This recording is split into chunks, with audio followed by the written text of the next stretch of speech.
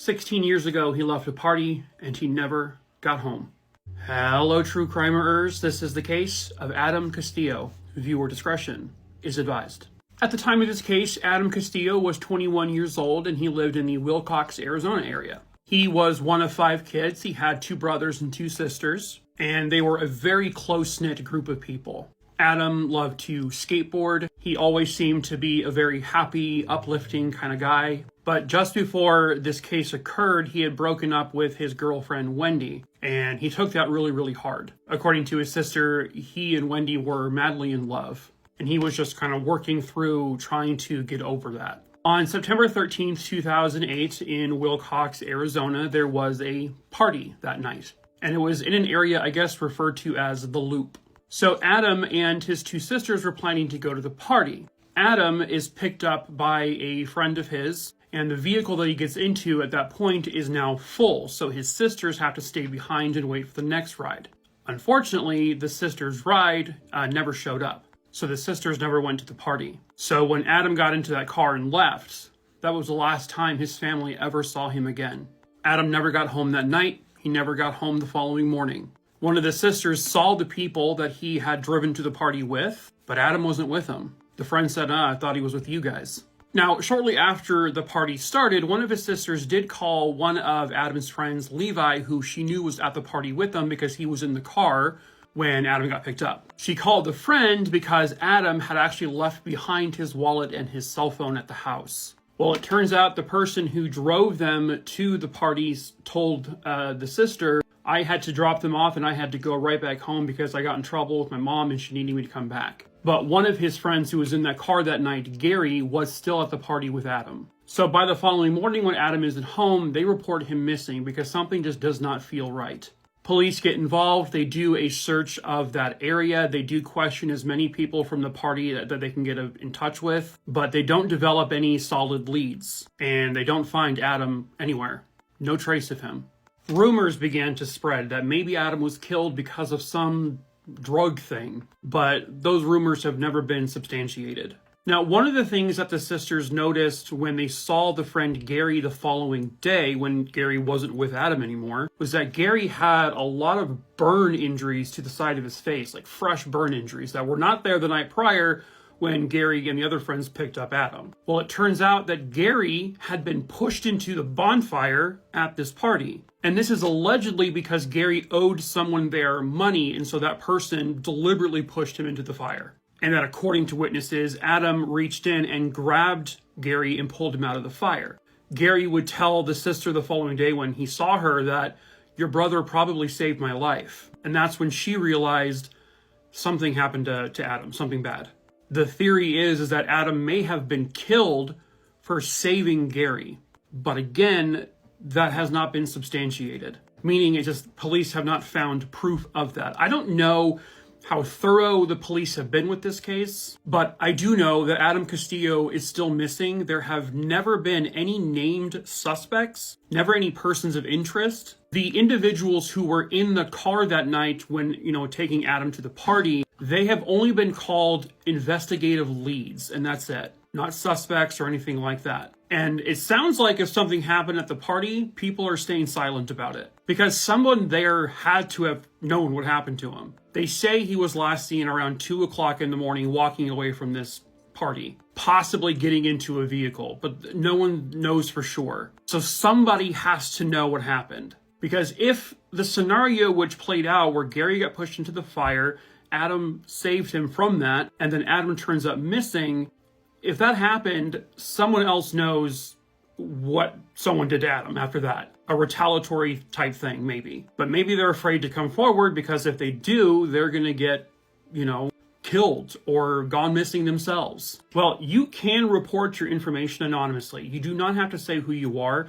You just have to say what you know. And that has to help lead to finding Adam first and or getting him justice for the people that may have done something to him. So, if you have any information on his case, please call 520-803-3280.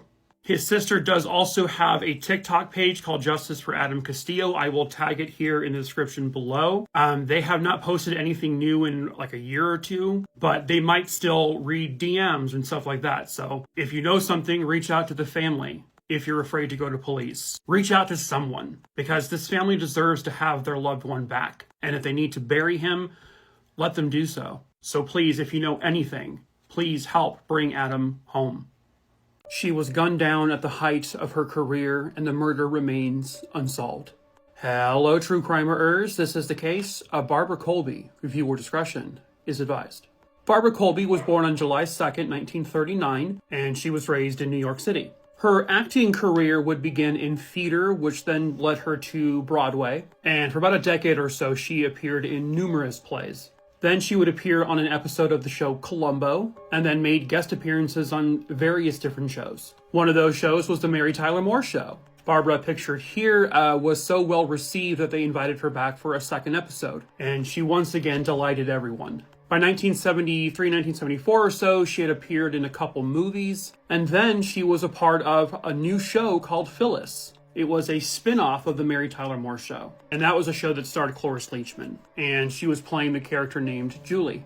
She only got to film 3 episodes, though, because on July 24th, 1975, her life would end. So she taught an acting class in the Palms area of Los Angeles, California. And on July 24th, 1975, she had a class, and then as custom, her and the rest of the class would kind of stand in the parking lot, talk, just have some fun and chat. And then her and a fellow actor named James Kiernan would start walking to their cars, when all of a sudden a light-colored van pulled up. At least 2 individuals got out and began shooting towards both of them. By the time police arrived, Barbara Colby was pronounced dead. She had a shot through her arm and then one that went directly through her chest and pierced her lungs. James Kiernan was still alive when police arrived. He was rushed to the hospital, where he was able to give a description of their attackers. He said it happened without any provocation. They just suddenly came up on them and started shooting. And the 2 men that got out of the van were 2 young black men. He said there was no attempt to rob them. There was no attempt at anything. It's just these 2 men got out and shot them for no reason. He didn't recognize them. 90 minutes after he's taken to the hospital and shortly after he gives police his story, James Kiernan died. Within 40 minutes, another individual was shot and killed in that same area. Police just didn't know for sure if this was done by the same people who shot and killed Barbara and James. And then within 24 hours, there were more similar crimes that happened. There were robberies, people had guns drawn on them, but I don't know if they've ever pieced together if this was all being done by the same people. All they know is that Barbara and James were both killed by the same 2 individuals. The only thing they can come up with was that this was some kind of random drive-by, or someone targeted them for an unknown reason. There was nothing in their lives that would suggest that this type of thing would have happened to them. There was no extramarital affairs, no money issues. Barbara was at the height of her career. She was going to be on a new show. They were both well-liked, both well-respected. Like, there was nothing they could say, like, okay, someone hired someone to do this. There was nothing. And unfortunately, that's basically where the case ends. The 3 episodes of Phyllis did air with, her in it. And her final appearance ever seen was in a TV movie called The Ashes of Miss Reasoner. And so, their legacies will go on forever. But the people responsible for ending their lives got away with it. At least they got away with these particular murders. They might have eventually found their way in prison, but there's no way of knowing. There was basically no evidence, nothing to link to anyone, no DNA, no fingerprints, nothing like that. And so these 2 random and senseless murders might remain unsolved forever. You want to know what it's like to be a boy mom? Huh. This is what it's like to be a boy mom. This is the making of a serial killer. Could you imagine if we had TikTok in like the 60s, 70s, and 80s? Like Ted Bundy's mom would come on here. You know what it's like being a boy mom? Finding 3 severed heads underneath his bed. The Zodiac killer's mom would be like,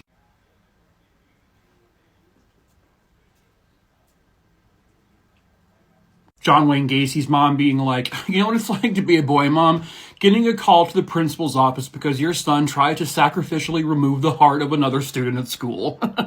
Richard Ramirez's mom coming on here. You know what it's like being a boy, Mom? Waking up at 3 o'clock in the morning with your son 3 inches from your face holding a 12-inch knife over your heart. Because little Richie is just trying to practice his B&Es on his own family before he does it in real life.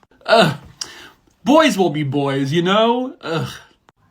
I guess all of that's like a lot worse than putting tax on your Nerf gun bullets, though, so. What exactly led to her death? That's a question that still remains. Hello, true crimerers. This is the case of Candice Fenton. Viewer discretion is advised.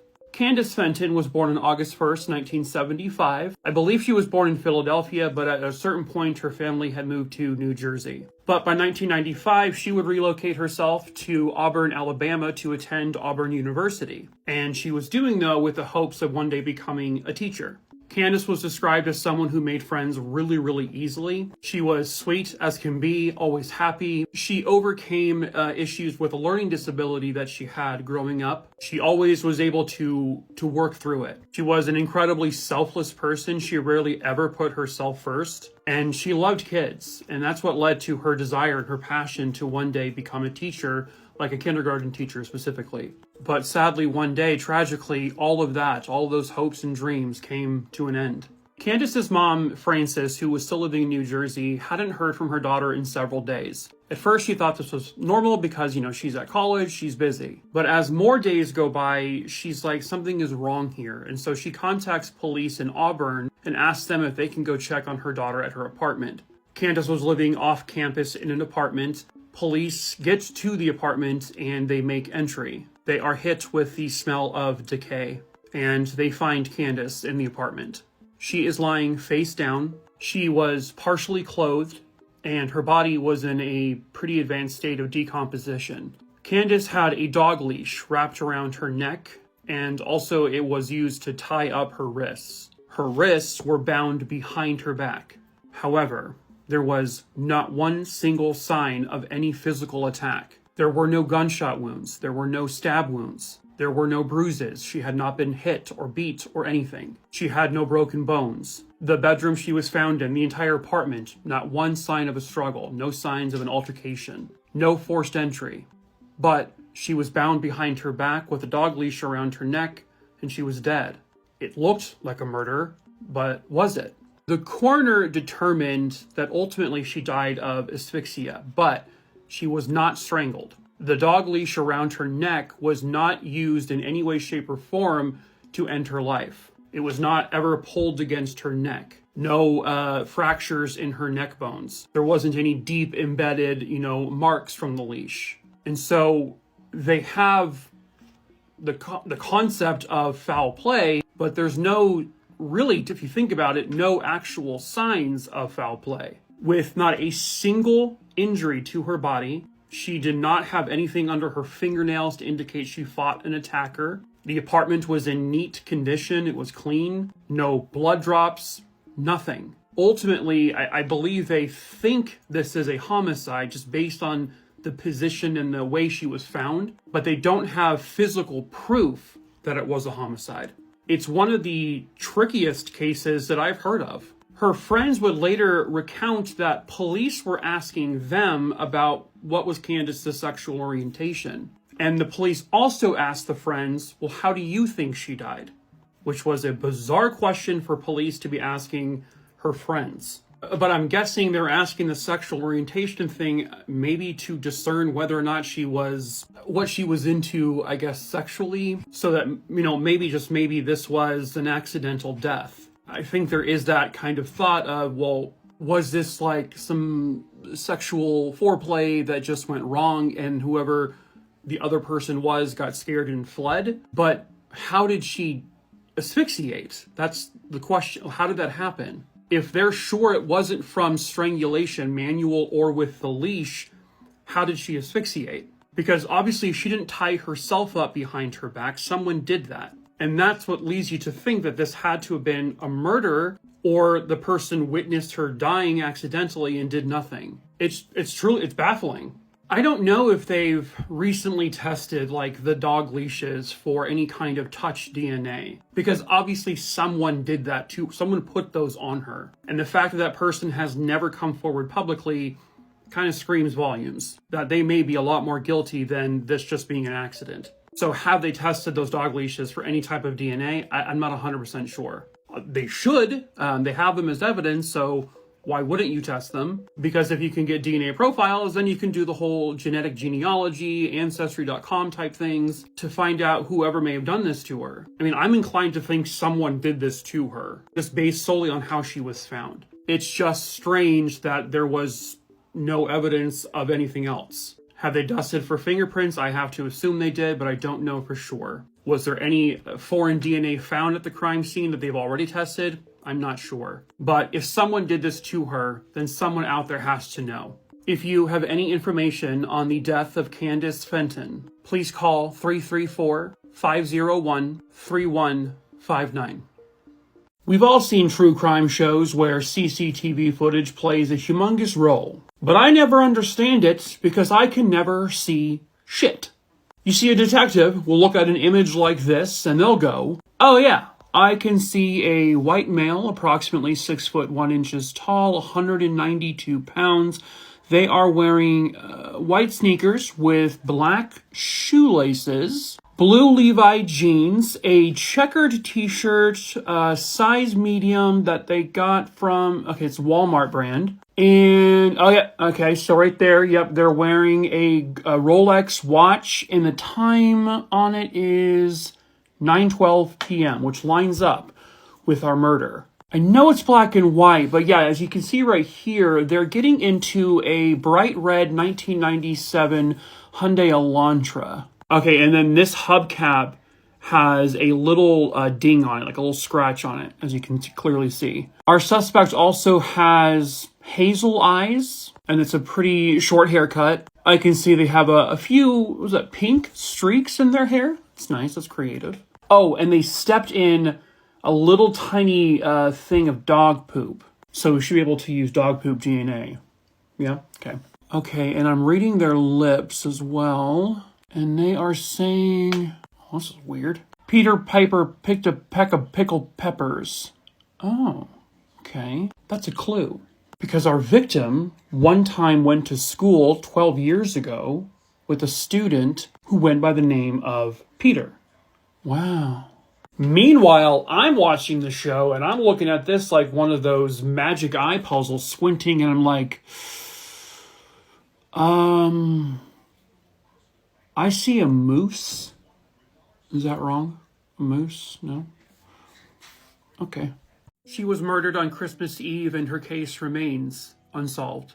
Hello, true crimerers. This is the case of Christina Samuel. Viewer discretion is advised.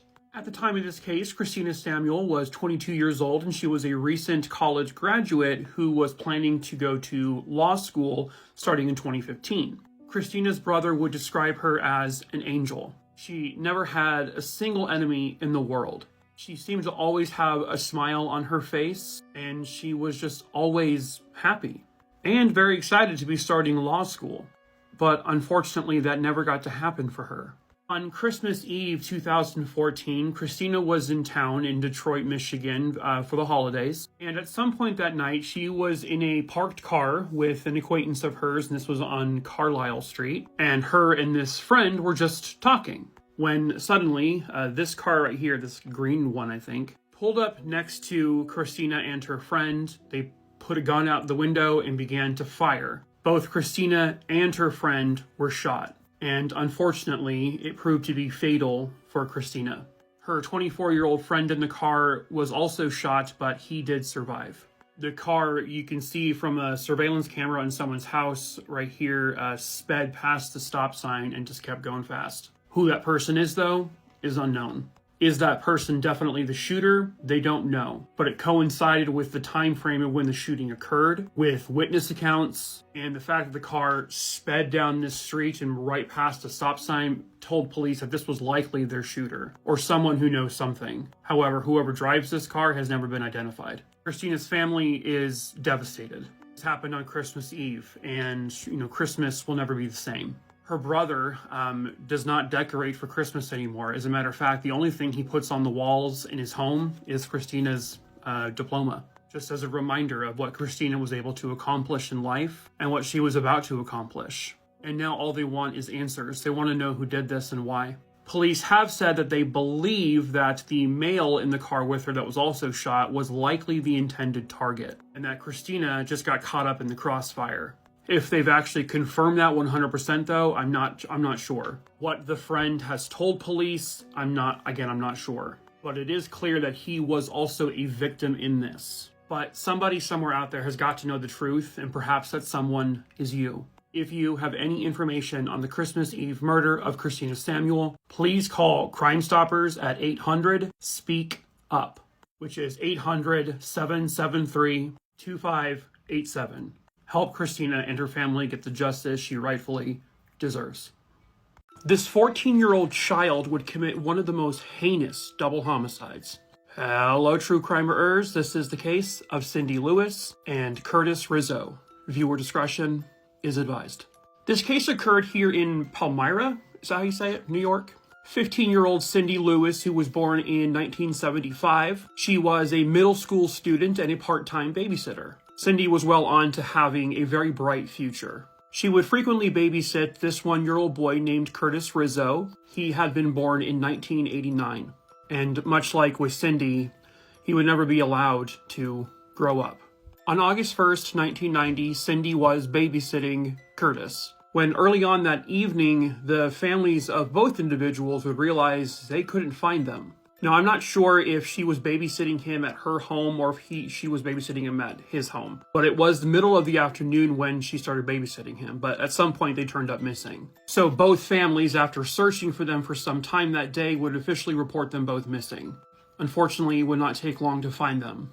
On August 2nd, 1990, just the following day, behind the middle school that Cindy attended, there were 2 bodies discovered, quickly identified as the remains of Cindy Lewis and Curtis Rizzo. Both had been stabbed multiple times. Pretty early on in this investigation, this young man here, Chad Campbell, was considered a prime suspect. That's because he had a bit of a rough history. He had been someone who had mutilated and killed animals. He had a troubled past. And according to court documents, he had called several other middle school girls from that same middle school in order to try to get them away from their homes. And this all happened on the same day or within a couple of days of Cindy disappearing. And so police brought him in for questioning, and with his parents present in the room, he confessed. He said he killed Cindy and Curtis.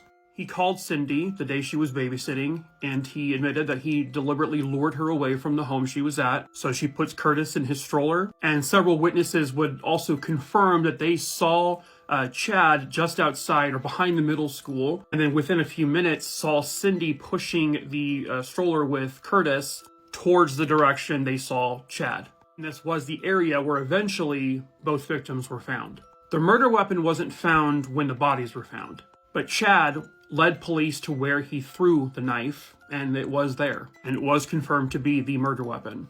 Why did Chad do this? Well, no one truly knows. According to a court document, he had some kind of learning disability which would lead to or trigger behavioral health issues. And he had gotten into some kind of argument with his parents either that day or the day prior, and it sent him into a rage. And again, court documents show that he had tried to call many different young girls before he finally convinced one. So it doesn't sound like Cindy was a direct target. He was just targeting anyone who would be convinced. In 1991, Chad Campbell goes on trial for the double homicide of Cindy Lewis and Curtis Rizzo, and he is found guilty of both murders. Because he was only 14 years old at the time of the case, he got a lenient sentence, sort of. He was given a 9 years to life sentence for each murder, meaning, and they were to be served concurrently. So technically, he was sentenced to 18 years to life. This happens frequently when children commit murders. I understand he had behavioral health issues, but yeah, it also sounds like he didn't really get the help he needed throughout his young life. That being said, he was first eligible for parole in the early 2000s and was denied. That 18 years has come and gone, and he is still in prison. He has tried for parole many times and has always been denied. In a more recent parole hearing, he wrote to them, quote, "My issues as a child does not absolve me or excuse me for what I've done. Every night I pray that one day I will be forgiven. I understand the severity of my crime. I understand what I've taken. I understand who I've hurt, and that nothing I can possibly do until the day I pass away will ever make up for what I've taken, what I've done. I think it's important to show that who I was and the horrific thing I did is not who I am today." End quote. So at the very least, you do have he has understanding, and he has, sounds like remorse, but he still also killed 2 children who also don't get to grow up.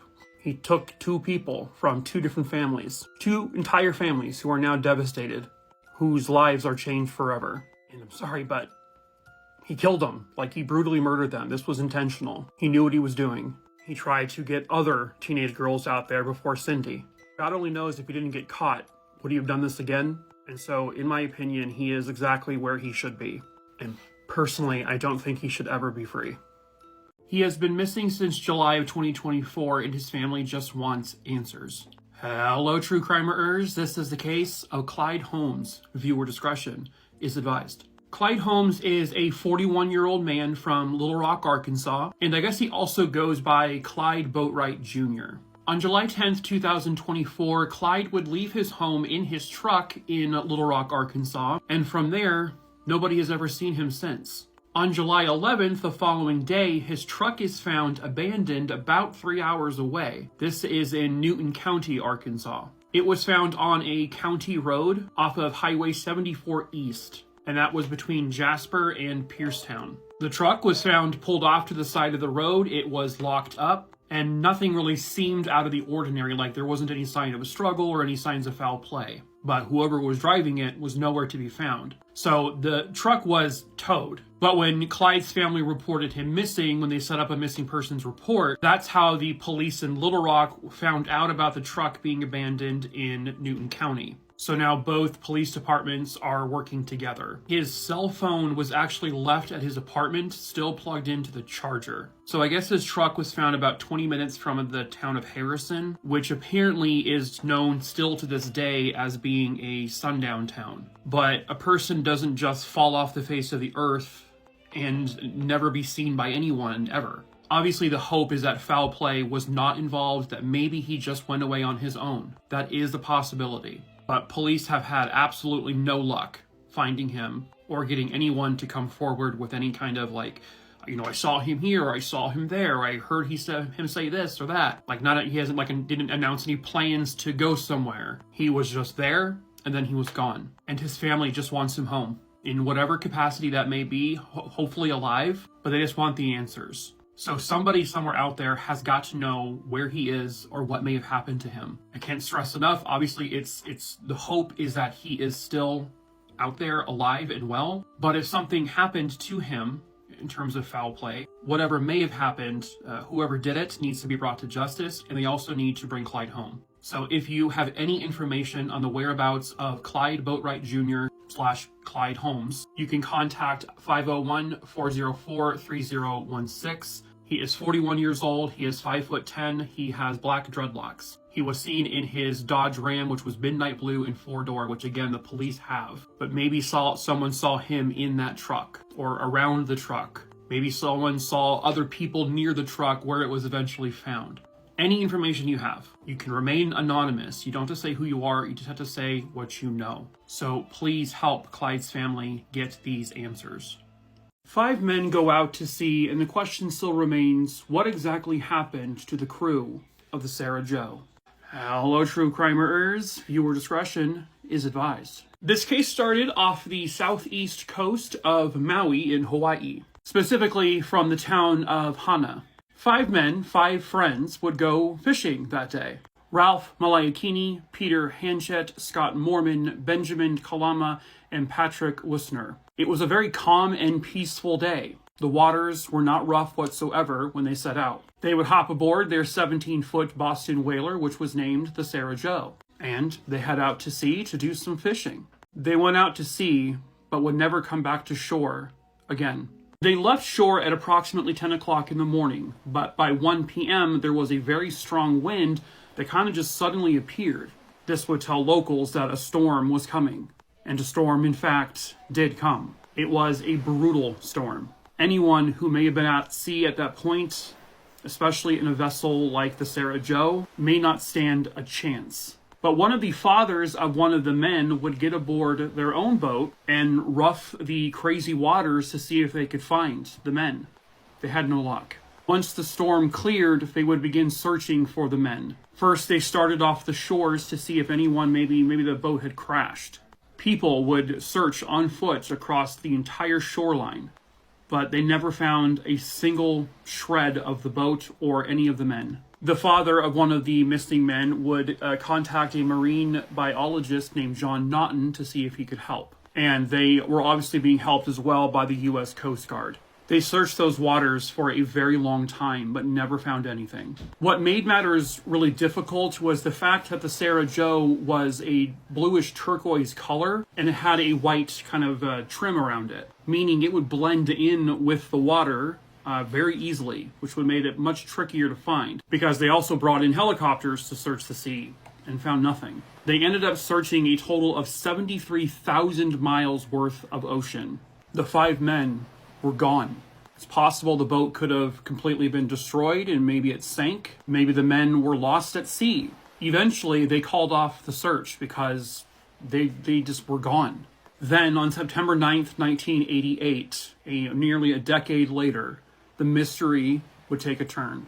It just so happened to be that John Naughton, the guy who was helping in the search about 10 years prior, while he was out on a vessel doing some work, 2,300 miles away from where the 5 men set out on the Marshall Islands, and this was, I guess, on an island called Taongi. Well, from a distance, they could see a boat. This is an uninhabited island. There shouldn't be a boat there. When they get to the shore and examine this boat, they see that it's basically a 17-foot Boston whaler, the same boat that the 5 men were last seen on. John Naughton saw the partial serial number and noticed it began with HA, which would indicate this was from Hawaii. Not too far from where the wreckage was, they found a makeshift grave. This is a recreation, but it was a shallow grave with rocks on top and a wooden cross. Sticking out of the rocks was a human jawbone. So they get the appropriate authorities involved. They confirm that the number on the side of this boat, in fact, did belong to the Sarah Joe.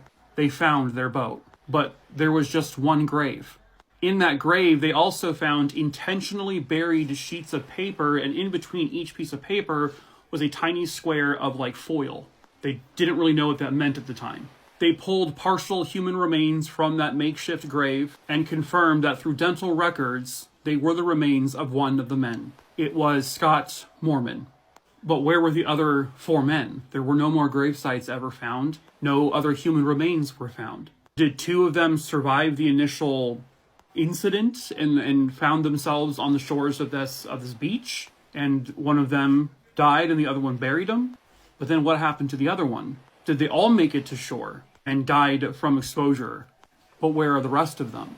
Experts would agree that based on trajectory, based on how the winds were working in the storm, that the boat would have or could have reasonably made it to the Marshall Islands, but it would have taken about 3 months for that to occur. Well, a brother to one of the missing men would say that during a survey, the U.S. government did a survey of Taongi, and there was no boat at that point when they did the survey in 1985. The boat was easy to spot. So if that survey was genuinely done on that island, and the boat wasn't there in 85, where exactly was the Sarah Joe between 1985 and 1988 when it was found? Sometime later, the families of some of the men would hire a private investigator. The private investigator found a portion of the boat's engine in the water. And based on the narrow channel and the reef underneath the water, it is unlikely that the boat would have reached the shore without human intervention, especially considering where on the beach it was found. So they know that there were at least 2 humans on this boat when it hit the shore, because how was the man buried?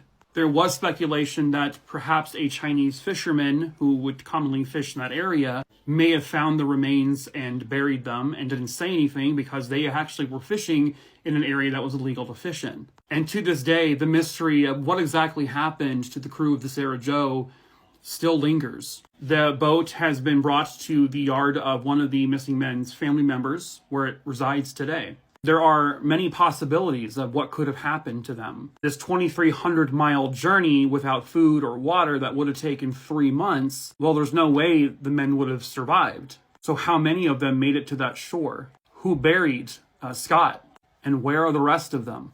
Unfortunately, given the vastness of the ocean, it is likely that the other 4 men they'll never be found. Unless somehow, some way foul play was involved, but the authorities don't believe any foul play was involved. How thoroughly did they search the island? I'm not too sure. It's just a tragedy because, you have this mystery of how this all unfolded. What happened? Where are the rest of them? And it's a tragedy because the family will likely never get the answer. This is another worst deaths imaginable. Viewer discretion is advised. This incident occurred at the Mount Sorel Quarry, which is in England. This particular incident happened in 2017, but it certainly was not the only one that ever happened there. A 26-year-old contractor was working there one day in 2017. He had to get on top of a conveyor belt that was, pushing through the crushed up rocks. Now, about a mile away, because it's a very large quarry, another man turns the conveyor belt on, not realizing and not knowing that there's someone on it. The man who was on the belt suddenly fell because he was not expecting the movement to occur, and given where he was on the belt, he could not get away. He was dragged through the heavy metal machinery of this conveyor belt, and unfortunately, he was slowly crushed to death in the mechanics of this machine. There was nothing he could do. The man who had started the conveyor belt, who did not know that this person was on it, tried to immediately stop it once he found out, through radio maybe, to stop it, but it was already too late. The same man who died in this horrific way on this conveyor belt, he had another family member years prior who also died at the same quarry. That was due to a railing not being installed properly, and the railing fell over, and then the man fell over with it. Another individual had lost their arm on one of these conveyor belts. Since 1995 until 2017 at least, this, quarry had gotten about 9 total convictions and had been fined numerous times as well for other incidences that took place either involving deaths or serious injuries. They ended up, in this particular case, paying out a large sum of money and were also fined. And then another tragedy happened. The man who had started the conveyor belt, not realizing someone was on it, he had to live with that. And unfortunately, it was too much. And he ended up taking his own life about a year or so later. This company had numerous safety infractions. They cut corners, numerous injuries, a few deaths. And I have to always ask, is cutting corners and just sort of ignoring some safety things? There should have been a thing that would have prevented the conveyor belt from moving had there been someone on it. But they did not have that in place. Is it worth it? Is it? Because it's not. It's not worth human life. And unfortunately, many companies still do this kind of thing to this very day, all to save a little bit of money, but usually at the cost of one of their employees. He sent a potentially cryptic text to his girlfriend and has never been seen since. Hello, true crimerers. This is the case of Daniel Reaves. Viewer discretion is advised. At the time of this case, Daniel Reaves was 25 years old. He had a girlfriend for the past 7 years, and the two of them had a child together. And they were living in Madison, Indiana when this occurred. Daniel has no history of mental health issues. He had no issues with drugs or alcohol. He was always a pretty upbeat, friendly guy. He was a great brother, a fantastic father, a wonderful son, well loved and liked by anyone he met. Before all this happened, there were absolutely no signs of any kind of depression. He also wasn't showing any signs of extreme, sudden happiness, which sometimes could be a sign that someone might be taking their life. Everything was just normal. Nothing out of the ordinary. And then one day, he's gone.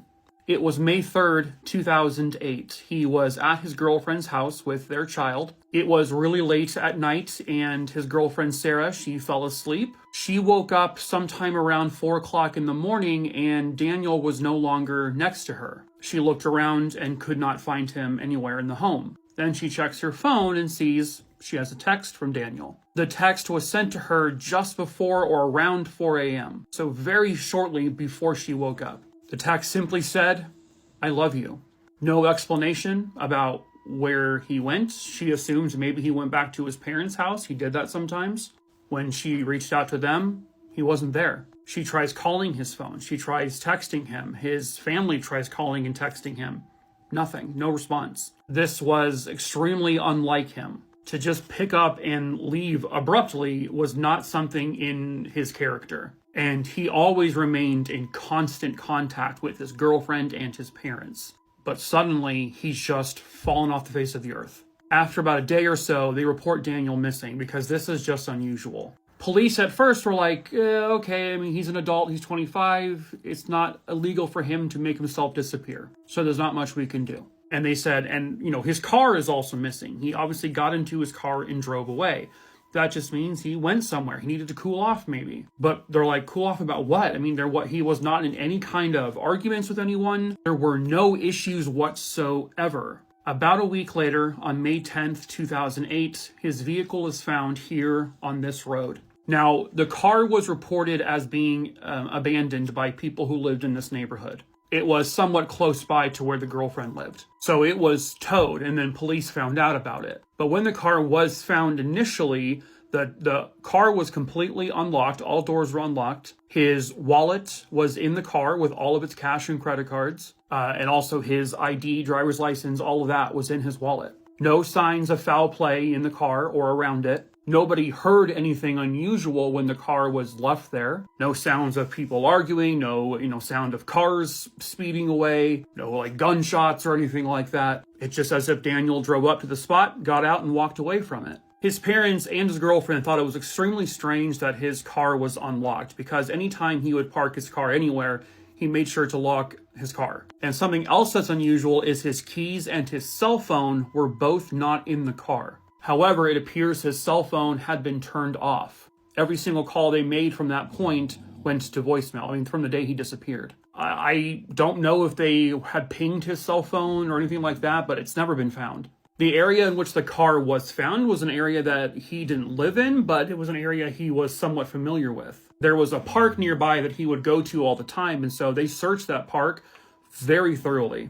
And they searched the entire surrounding area. But nothing whatsoever turned up. No trace of Daniel. Police asked his family just straight up, was Daniel suicidal? They said no, absolutely not. He had never attempted it before. He was showing no signs of depression. He wasn't angry, upset, anything. We all know that sometimes this type of thing can be completely bottled up and, you might think you know a person, but it still happens, right? Okay, but where is he? There's no note found. It sounds like the family believes that in some way, shape, or form, he met with some kind of foul play. You'd think that if he'd gotten in some kind of accident, maybe he fell somewhere at that park nearby, they would have found him. If he ended his own life somewhere in that area, you would have found him. But he's never been found. And so you have to have that possibility of foul play may have occurred here. His picture has been, plastered all over the place in local news and stuff like that. With today's technology, with how fast we can communicate to one another, if someone had seen him in a sighting, you would know about it. And there's been no reported sightings of him. He hasn't tried to use his social security number. He's never touched his bank account. Daniel Reaves fell off the face of the earth. He vanished into thin air.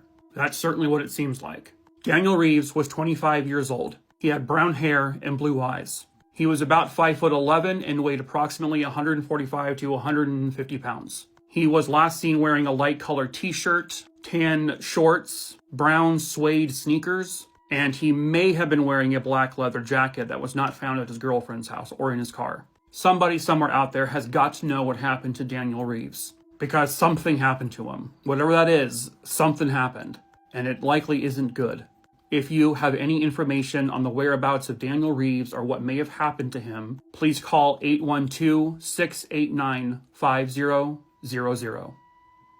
Is the little boy featured in this infamous photo a missing child from Alaska? Hello, true crimerers. This is the case of David Borer. Viewer discretion is advised. At the time of this case, David Borer was just 7 years old, and he lived in Willow, Alaska. On April 26, 1989, and there seems to be some kind of conflicting reports on what exactly happened, but 7-year-old David left his home either to go hang out with a friend nearby or visit a sandbar near a nearby river. The story seems to kind of go back and forth, but regardless, he left his home and never came back. So he leaves his house sometime around approximately 5 p.m. By 7 p.m., his mom contacts the police to report him missing because they do a search of the areas where they believe he would have gone and he wasn't there. They searched the Kashwitna River. I'm not sure if I said that right. And at that time, the river was iced over. It was frozen. One thing they noticed was that they searched a humongous portion of this river. There was not a single hole in the ice. Because if he had ventured out onto the ice and fell through, there should have been a hole. They also would bring in divers to search the river thoroughly. And this was a pretty shallow river. They found no sign of him. Nothing whatsoever. No clothing, no shoes, nothing. If he had gone into that river, he would have surfaced at some point. He would have been found.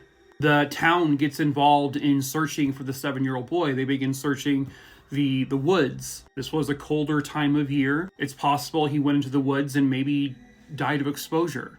But the town and the police and the family and the friends found no sign of him in the woods either. The 7-year-old boy just vanished. They brought in cadaver dogs. They brought in psychics. The Boy Scouts helped with the search. All came up nothing. Then on June 15th, 1989, this now infamous Polaroid picture surfaced.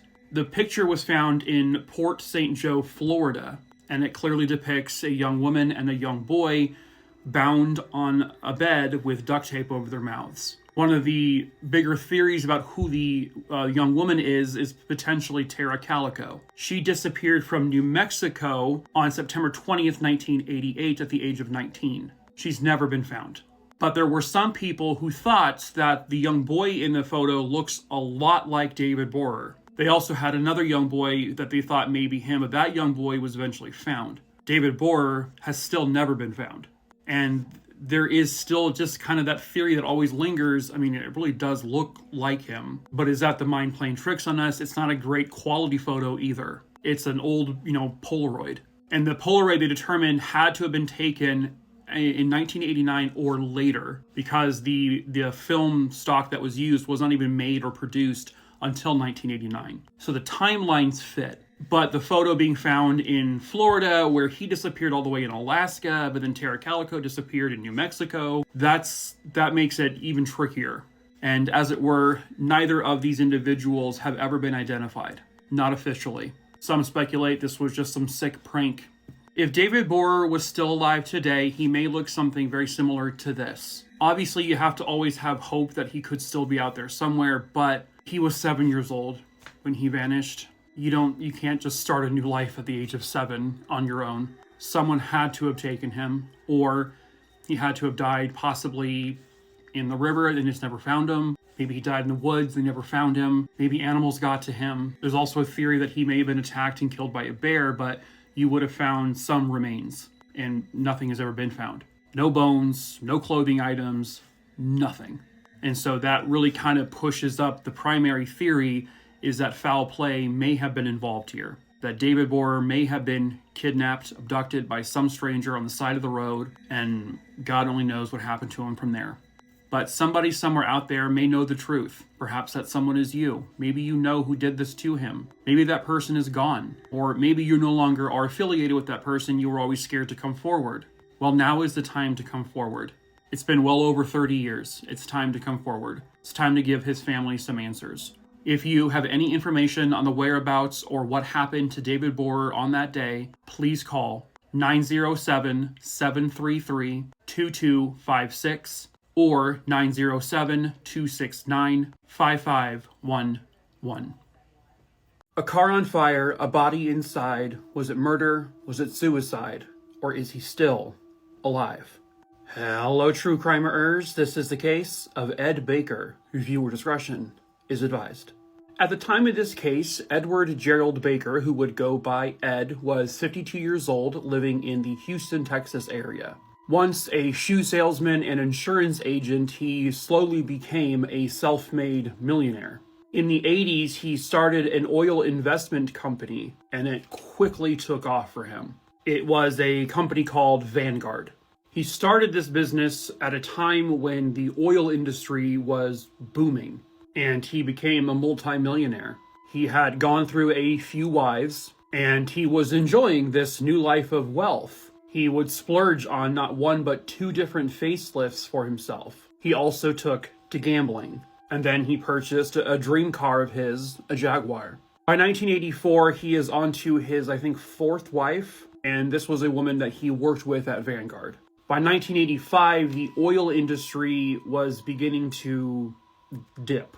The prices of crude oil dropped, and it would end up affecting a lot of people there, especially in Texas, which then led to people who had been investing in Ed's company to stop investing. What people would find out later was that Ed Baker was borrowing from his investors for quite some time because he was clamoring for money. And every time he borrowed money from the investors, he always promised them, "I'll pay you back."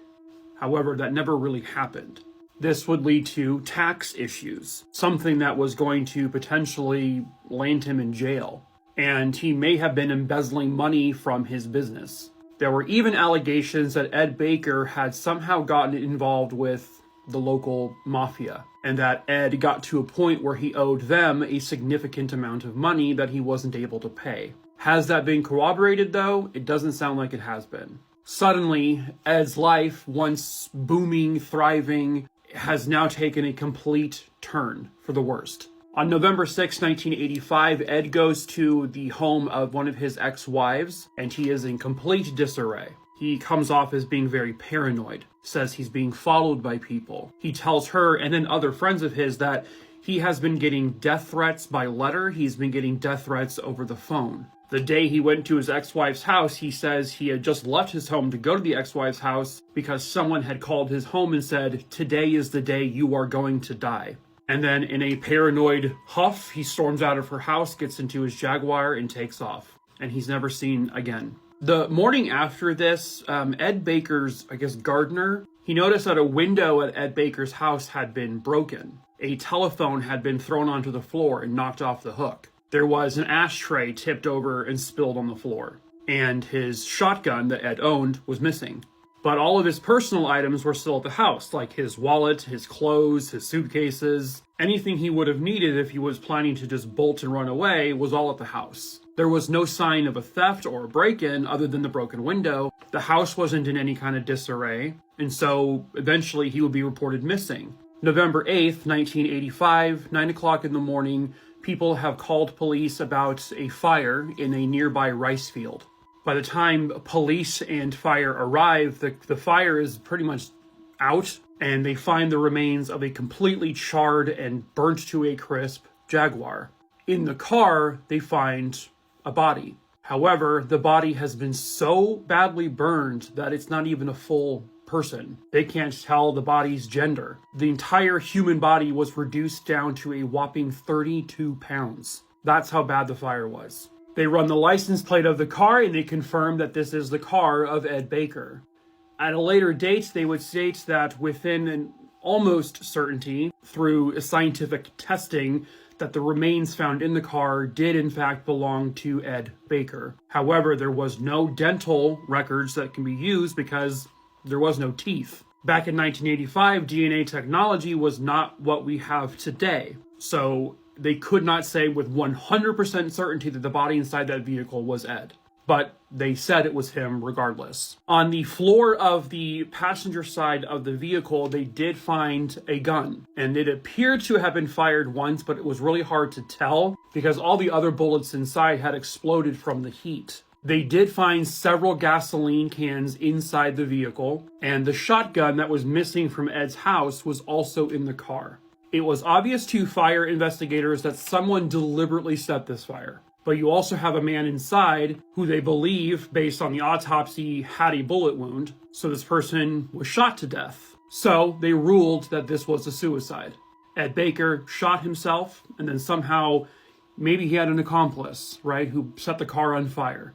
Or what I personally think could have happened is he doused the car in gasoline, he took a match and started the fire, and as the car is burning, he shot himself. One fire investigator, though, said that that's highly unlikely, because with the amount of gasoline, the fire would have taken off really quick, possibly even exploded, because the source appeared to be like a cloth that went into the gas tank. So they don't know. His, at the time, current wife believes that he was killed by the mob, which is a theory that several people believe. He owed a lot of money to a particular organization, and this type of thing is kind of common, right? They can make it look like that he did it to himself. So the evidence at the scene definitely looks like either he did it to himself, which is all physically possible to have done, or somebody did this to him deliberately and then staged it to look like he did it to himself. The problem is there's no way to really prove it either way. And then some even believe, based on how badly the body was reduced down to 32 pounds, that may not have even been Ed at all. Ed may have dug up a grave somewhere and put some skeleton body in the car. It doesn't sound like they've done recent DNA testing to confirm without a doubt that it's him. They just did whatever 1985 testing they had, and that's it.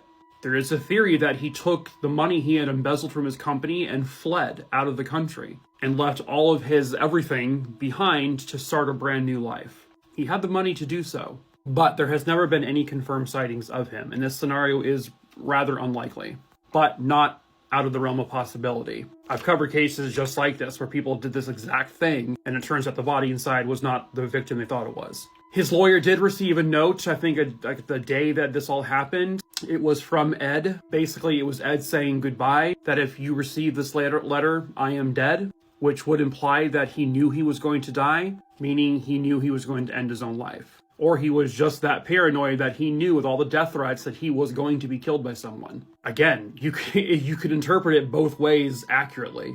In a very bizarre twist, about 1,500 feet away from the burnt out vehicle, on the same day, there was a body of a young man. This was a recreation. The body of a young man found in the same field with his arms tied behind his back, and he had been murdered. And they're like, okay, this has got to be connected. Maybe this is the guy who killed Ed. And then the person who killed him needed to silence him to not say anything. But then they found out that this guy was killed by a completely unrelated drug dealer. He had no connections to Ed whatsoever. It was just an insane coincidence that another body was found in that same field on the same day. Officially, the authorities have labeled this a suicide. Case closed. They did find that he had looked into his life insurance policies in the weeks leading up to his death, and he did inquire if they would be paid out to his beneficiaries if he had committed suicide, and they told him no. So there is that belief that once he heard that, he needed this to look like a murder so that his beneficiaries get paid. But it was such an inconclusive investigation with still so many questions that those beneficiaries were never paid because it was never truly determined how he died. They know how he died, they just don't know the circumstances of what led to his death. And that today still remains a mystery. And so the question, even now, did Ed Baker take his own life? Was he murdered?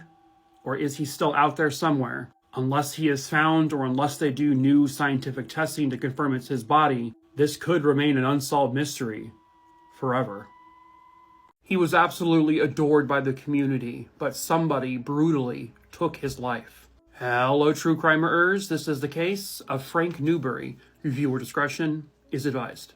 At the time of this case, Frank Newbery was 87 years old, and he lived in Newcastle, which was in New South Wales, Australia. Frank was a World War II veteran, and about 58 years prior to this case, he opened up a little store called Frank's Ham and Beef. It was like a little convenience store, and he was described as the gentleman grocer. Frank was someone who remembered every single customer's names that walked into his store. He always greeted everybody with a smile. He was kind, he was giving, he was incredibly loving. He also offered home delivery services where he himself would not only just drop the groceries off, he would take them inside and he would unpack them and put the groceries away for them. He did this a lot for the elderly customers. Frank was this constant, this consistent presence in this neighborhood. In 2001, his customers awarded him with the World's Best Grocer Award, and he remained very humble about it.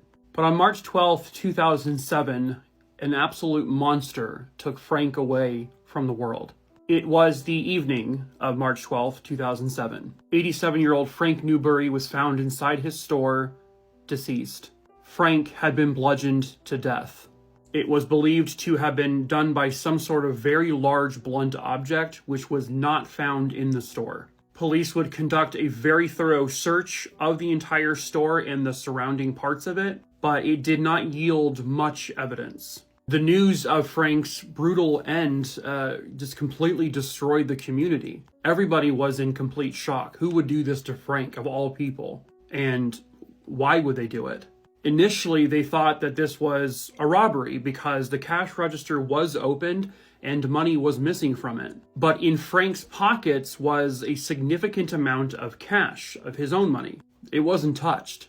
Whoever did this didn't even search his pockets. And so that led them to believe, was this really a robbery? Or was this beloved 87-year-old world's best grocer, was he targeted for some unknown, ungodly reason? Frank did have bruises on his hands and knuckles, and that indicated to the coroner that Frank did try to fight off his attacker, meaning he was close enough at some point to make contact with him. But who that person was that did this, to this day, is still unknown. What they know is that Frank opened his store at 7 o'clock in the morning on the dot like he did every single day. He lived in a flat just above his store. At one point early in the morning, Frank would leave the store to attend the funeral of a friend of a woman who was actually murdered about 10 days prior. A woman named Lily Wood, who was also bludgeoned to death in her home. And he was very good friends with her, and this completely devastated him. But he went to her funeral. He got back early that afternoon. One of his longtime employees was there that day while he was at the funeral. When he got back, she left around 3 p.m. and the store was set to close at 5 p.m. Based on what witnesses have told police and based off of receipts, Frank served his last customer or checked his last customer out at 4:12 p.m. When the investigators talked to that customer, she would say that at the point she was in the store checking out, there were 3 total people in there. Herself, Frank, and then a third individual, an unknown man.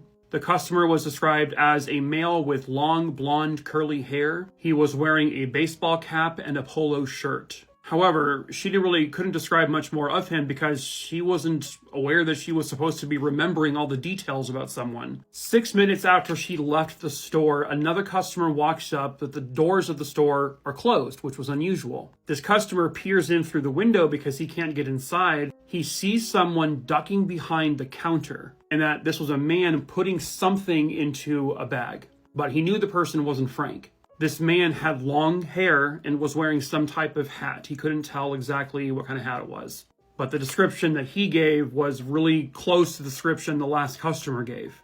10 minutes later, another customer finds Frank in the store. At that point, the door was opened, meaning the killer walked out and left it unlocked. There really seems to be no doubt that that customer, the one who was in the store with the female customer, the one with the long hair and wearing the baseball cap, is more than likely Frank's killer. But who that man is unknown. I don't see any composite drawings done of the man. There has been a suspect here and there, but they never had any kind of conclusive evidence. And they also don't truly know the motive here, because not all of the cash was stolen from his cash register, which he had used the same cash register for all 58 years. Some cash was taken, but not all. Cash was in his pockets, but not taken. This was done in broad daylight, and the killer was in the store with other customers at one point. So there is this confusion. Was this a robbery that just turned horribly wrong and then the killer needed to escape as quickly as possible without taking all the money? Or was Frank targeted? But why?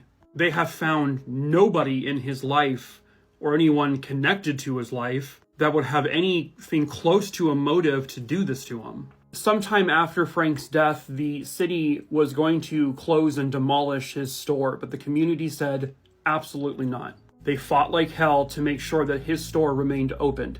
And the employee that was working with him that day, she is now running the store. Or at least at one point she was. And she continues to use all of Frank's principles and rules to keep his memory alive. They have tried to see if they could find any DNA on anything found at the crime scene, but so far, at least from what I can tell, nothing has yielded any results. No one has really ever been indicted or arrested or charged. Suspects have never been publicly named, and this has remained a mystery ever since. But somebody did this to Frank. Somebody bashed his head in and killed him. Why? Unknown. Who? Unknown. But somebody somewhere out there has got to know the truth, and perhaps that someone is you. If you have any information on the murder of Frank Newbery, please call. And obviously this is an Australian number, but the number is 1-800-333-000. If you know anything, please come forward. In the late evening hours of August 5th, 1989, a 13-year-old girl would vanish forever. Hello, true crimerers. This is the case of Gina Dawn Brooks. Viewer discretion is advised. At the time of this case, Gina Brooks was 13 years old and she was living in Fredericktown, Missouri. It was towards the end of summer of 1989. She was just finishing up her summer break and was excited to go back to school. But unfortunately, she never got the opportunity to go back to school. This, of course, was at a time when it was more common for kids to be out late and to just be playing out in the streets, having fun with their friends. It was just more common practice back then. On the night of August 5th, 1989, Gina and her family would go to her brother's baseball game. Then they came home. At about 10 p.m., Gina's mom, Cindy, got into the bathtub and said she would be done, shortly. At that point, Gina went to her brother and said, "Hey, I'm going to be going outside the house for just a minute to go down the street. I'll be back really soon." Gina never got back home. Gina has never been seen again. Once her mother got out of the bath and realized that she had left, she began to look for Gina. They began to walk down the path that Gina probably would have taken on her brother's bike that she used. No sign of her. But then, about 5 blocks away from her home, they found the bike that Gina was riding, and this was her brother's bike. But Gina was nowhere to be found. So she was reported missing, and the search began right away. And that's when witnesses would come forward.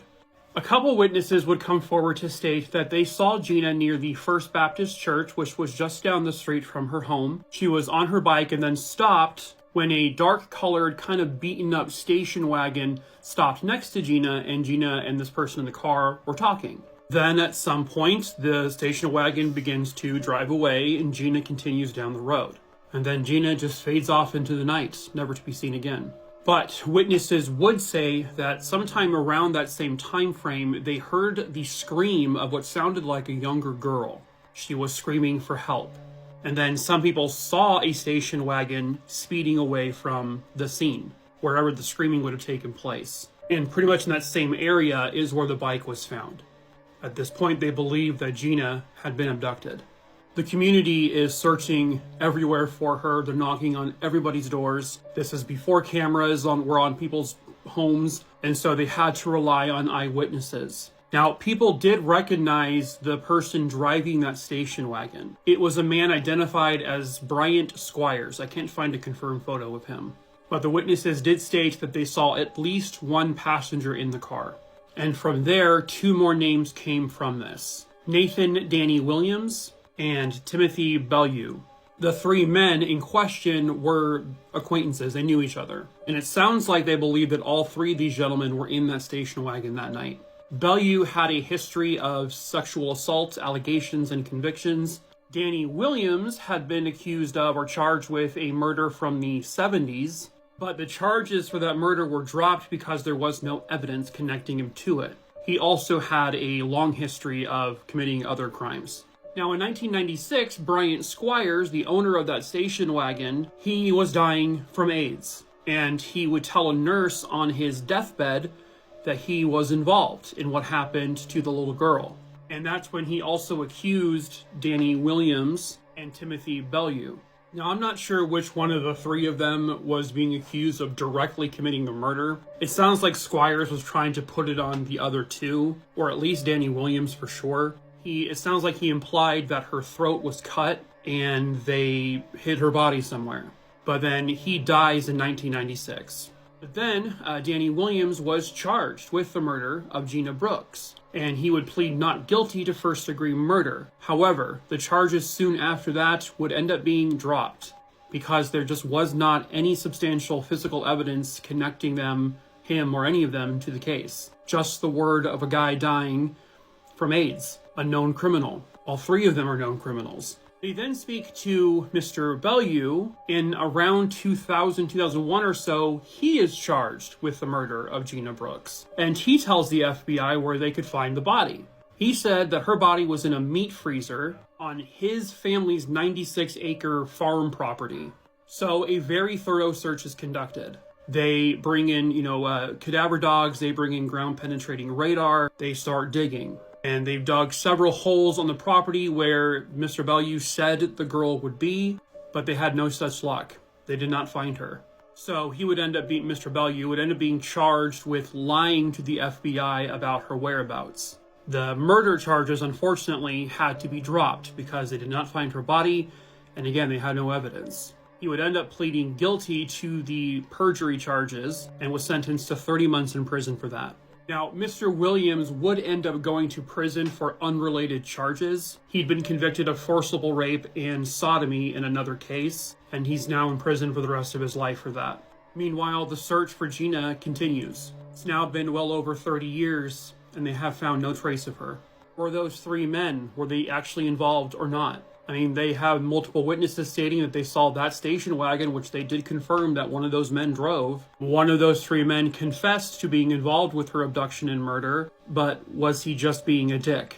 Or was he telling the truth?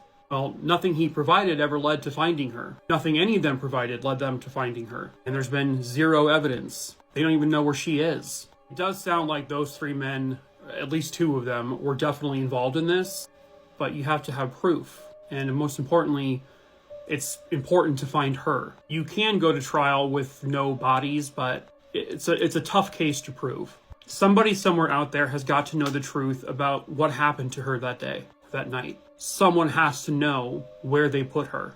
If that someone is you, if you have any information on the whereabouts of Gina Dawn Brooks, please call 573-783-3660. My client is innocent. On January 1st, he searched how long before a body starts to smell.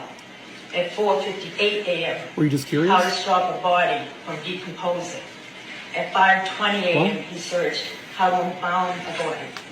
At 5:47 a.m., 10 ways to dispose of a dead body if you really need to. What do you mean you really need to? What does he mean by At 6:25 that? a.m. on the 1st, how long for someone to be missing to inherit. Oh, come on. At 6:34 a.m. on the 1st, can you throw away body parts? What does that even mean? At 9:29 a.m., like what legally? does formaldehyde do? At 9:34 He was just a.m. curious. On 1st, how long does DNA last? Oh, come the fuck on. At 9:59 a.m., can identification be made on partial remains? Oh my god. At 11:34 a.m., Really? dismemberment and the best ways to dispose of a body. Did you sleep that day? At 11:44, how to clean blood from wooden floor. Your Honor, can I drop my client? 6 on the 1st, luminol to detect blood. At 1:08, You watch Forensic what happens Files. when we put body parts in ammonia. What? At 1:21 p.m., is it better to throw crime scene clothes away or wash them? Oh my god. My guy, what? Someone has never watched a true crime show a day in his life. The comment section on this video on Instagram, by the time he was done by his searches, the body had already decomposed. Google should warn police. At 5:04 p.m. he should have Googled. Just kidding. He forgot to search, if I get caught, will they be able to use my internet searches to convict me? Guy deleted a human, but not his internet history. Bro opened Google and went, Dear Diary. Also, I'm gonna need to stop Googling while watching SVU just in case. All that research and he still got caught? They didn't include the amazing risotto recipe he found at 11:23 a.m. Could you imagine he just suddenly stops? I want some risotto. Buddy didn't sleep, researching all night. If you really need to. I know, that one got me. What do you mean, if you really need to? He shook his head at his typo. Use incognito mode, bro. Dude was looking for a BuzzFeed article on body disposal. How to dispose of a dead body if you really need to. If you really need to? My man, as opposed to what? Y'all, Google is not your friend always. It went from obscene to just plain embarrassing. I did not kill my wife, Your Honor. I was just trying to write a thriller. I did not kill her. I did not. His computer should have called the police. Seriously, shouldn't Google, like, begin to alert police once these searches start to become frequent? Actually, never mind. I tell true crime stories, so my Google search history is atrocious. I mean, at least his research was progressing. His fatal flaw was forgetting to add in Minecraft. What does can you throw away body parts even mean? Like, does he mean legally? What color bin do body parts go in? Should have added asking for a friend each search. I was hoping there would be a real random search in the middle, like, gift ideas for grandma, or best way to make overnight oats. Guys, it's his first time. Be nice. He forgot to... I forgot to search. Whoever reads this is gay.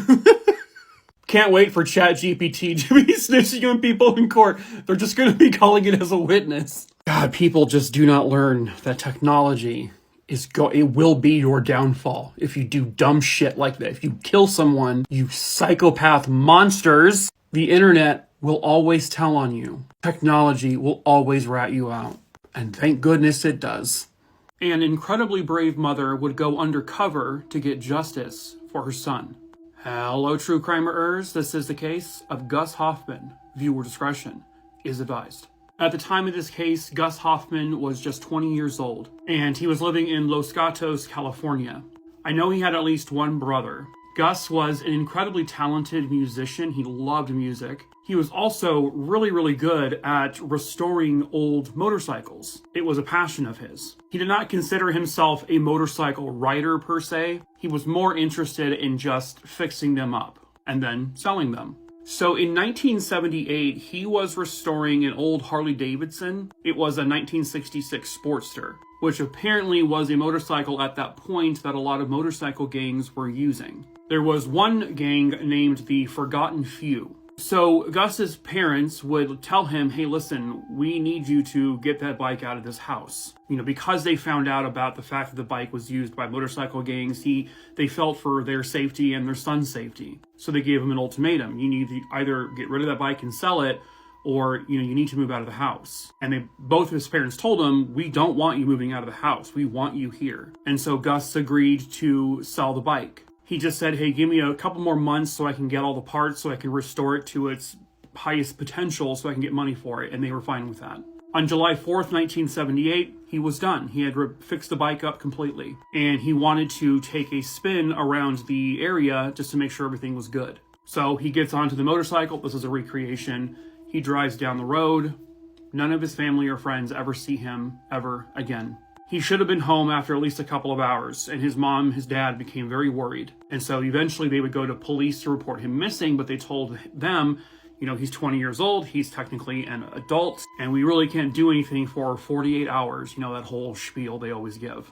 And so Rose Hoffman said, fine, but in the meantime, I'm going to go looking for him. I'm going to do all the legwork. And that's exactly what she did. Rose would canvass the neighborhood. She goes into like repair shops or to bars and tries to talk to as many people as she can, trying to find people who might be in the biker community. And that's when she comes across two different witnesses who claimed they saw Gus the day he disappeared on that July 4th afternoon. One of Gus's friends who worked at a gas station said he saw Gus pull up to an intersection on his motorcycle, and trailing just behind him were two long-haired bikers and a blue vehicle. Another witness would state that essentially they saw some kind of verbal altercation happening, that one of the bikers took out a chain and began to swing it around, threatening Gus. They then saw Gus and these two bikers kind of pull off and go down a different road, and they were essentially forcing Gus. They were boxing him in, forcing him to go where they wanted him to go. So Gus's mom would end up taking a friend, because police weren't doing anything. Her and a friend dressed up as biker chicks. They did their hair all up, big and flashy, and they wore tight clothing. They put on these outfits that they assumed, they thought is what biker women looked like. And they went into these like biker clubs or bars where bikers would go to. They would question people, which is, at that time was a very dangerous thing to do. She paid people, paid witnesses. She solicited information. Every time she got something, she gave it to the police. Then Rose eventually hires a private investigator. The private investigator, who had connections to biker gangs in the area, spoke to a woman who said to the private investigator, "Gus is dead." The witness said that they forced Gus to go to their property where another altercation took place. They then took the motorcycle he was on and put it into the garage. And then for the next 3 to 5 days, they tortured Gus and then killed him. Rose then speaks to this witness herself, and Rose is trying to tell her, please go to police with this information. But she's scared. She won't do it because she's afraid they'll retaliate and kill her. She named one of the bikers as Michael Stevenson and another as Michael Hodges. But police did not have any physical evidence to connect any of these men to whatever happened to Gus. And the witness was terrified to talk to police, so the police's hands were tied. Fast forwarding to 1986, Michael Stevenson dies. He was killed during an extortion attempt. But when he died, that's when people came forward. They would go to police and they would start talking about Michael Stevenson and the other bikers involved with what happened to Gus. Michael Hodges was then arrested and charged with his connection to Gus's murder, but they did not have his body, Gus's body. Through that, they discovered that another man named Richard Dollar, another person who's a part of this gang, he was involved in what happened to Gus, and so he was arrested. And then a fourth man, a man named John Stell, also involved in what happened to Gus, he was implicated, and then he was arrested. So these 4 men were involved in Gus's murder. What their motive was, though, is not really 100% sure. They likely saw the bike he was on, knowing it was affiliated with their gang, and something happened with that. Michael Stevenson is now dead. Michael Hodges, Richard Dollar, and John Stell were all convicted of murdering Gus, despite them still not having his body, and they were all sentenced to life in prison without parole. Michael Hodges and John Stell have since died in prison. The belief is that Gus was murdered after being tortured and was dismembered, put into trash bags, and thrown into several different unknown locations. He has never been recovered. And his mother, who worked so hard to get justice for her son, who did so much of the work herself, she risked her safety. She may have gotten justice, but she does not have her son. And the sad truth is that he will likely never be found. An explosion on Christmas Day would just be yet another hate crime that goes unpunished. Hello, true crimeers. This is the case of Harry and Harriette Moore. Viewer discretion is advised. Harry and Harriette Moore would actually get married on Christmas Day in 1926. Harry was an educator and Harriette, she had become an insurance broker. In 1927, Harry would be promoted to principal of his school. And this was an all-black school. Eventually, the couple would have 2 children. In 1934, in Brevard County in Florida, Harry founded the Brevard County chapter of the NAACP. And eventually, he became the first NAACP executive secretary in Florida. And the chapter that he was a part of worked hard for equal pay, especially when it came to educators, teachers, etc. He fought to make sure that lynchings are properly prosecuted. And he was a big part in trying to get black voters to be able to register to vote. Now, they lived in a very white community. And so eventually this couple would unfortunately become targets of the Klan. But because Harry and Harriette didn't back down, they didn't, run away from a fight. Well, because of that, they ended up both getting fired from their jobs. And Harry would eventually become a full-fledged, full-time member of the NAACP, continuing his work for equality and, ending hate crimes, race-related crimes. But unfortunately, as history tells us, that was still far removed. This is a replica of the house that Harry and Harriette lived in. It was Christmas Day, 1951. They had just celebrated their 25th wedding anniversary. It was a happy day. Not to mention, it's Christmas. Later that night, on Christmas night, they go to their bedroom and they retire for the evening and they go to bed. when suddenly an explosion rings out from underneath the house. Harry was killed in the explosion, and at first Harriette was severely injured. One of their children was home, but they were unharmed. The other child was thankfully not in the house that night. Unfortunately, a short time later, Harriette would also die in the hospital as a result of the explosion. So the bomb was placed directly underneath their bedroom. It was an explosive device made from dynamite. Now, over the years, there would be not just one, but 5 different investigations into this murder, this double homicide. Not only the local police, but the FBI were involved in numerous different investigations. And what would later be discovered was that these investigations, at least some of them, led to the conclusion that this bomb was planted deliberately by members of the Klan. This was a direct hate crime. One of the supposed suspects was a man named Earl J. Brooklyn. The second subject was Tillman H. Curley Belvin. A third individual was Joseph Cox. And then the fourth individual was a man named Edward Spivey. All members or former members of the Klan. Some of them had been expelled from the Klan for being too violent. Edward Spivey died of cancer in 1978. Joseph Cox ended his own life on March 30th, 1952, a day after FBI went to interrogate him. Tillman Belvin died in 1952 of natural causes.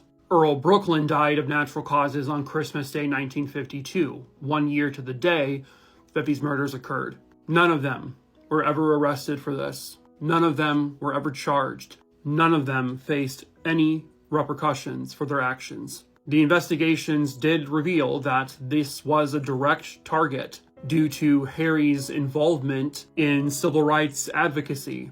And in 2011, the Department of Justice's Civil Rights Division closed the case. They might as well have closed it the day the murders happened, because let's face it, none of them were ever going to be held responsible for this, which is a sad, disgusting, deplorable thing to say.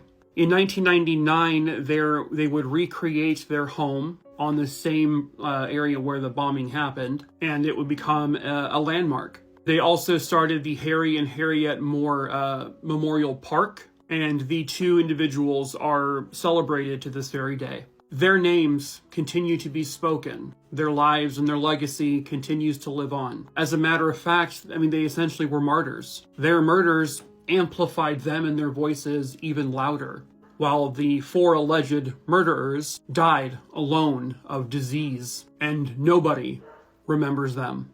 And nobody cares about them either. The 4 alleged murderers are probably stewing in hell as we speak. What a shame. 22 years ago, she was found murdered inside her shop, and her killer still roams free. Hello, true crimerers. This is the case of Helen Mills. Viewer discretion is advised.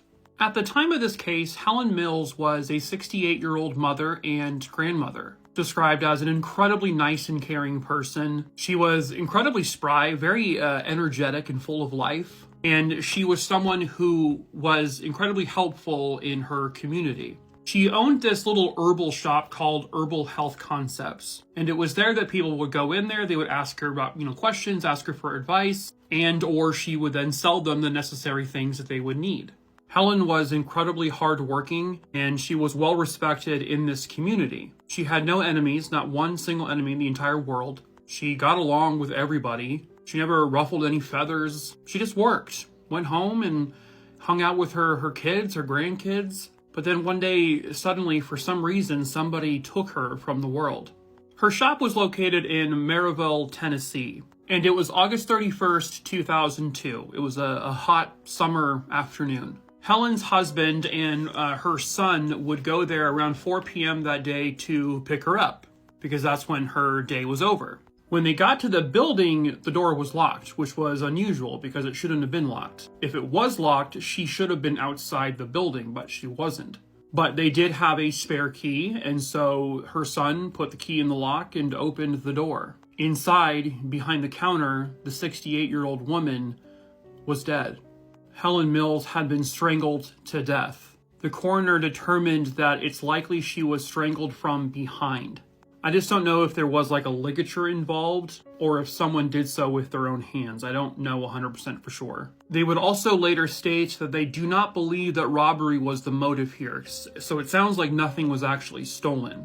There was no sign of any kind of altercation in the store, and there is a belief that because she was strangled from behind, and that's, a pretty personal attack, there is a very strong chance that whoever killed Helen knew her and she knew them. Some speculate that maybe some family member was involved, or a close friend, maybe a customer that she knew really well. But that's just all speculation. The truth is that nobody knows who did this to her. There was no cameras, no witnesses saw or heard anything. Someone just went in there, strangled her, and left. And that person somehow managed to lock the door as well. Another indication that this was someone that she likely knew. Her husband was her biggest champion. He would go on the news. He would put up reward money for anything that would lead to finding out who did this to his wife. I know that he was cleared and ruled out of having any involvement. And it sounds like all of her, adult children were cleared as well. And sadly, her husband would later die from health complications, and he never found out who did this to her. He never got the answers he fought so hard to get. Police have stated that they have a person of interest in this, but they said that's as far as they're going to go with that, meaning that they're not calling this person a suspect. When asked if this person is still alive, they said confidently, yes.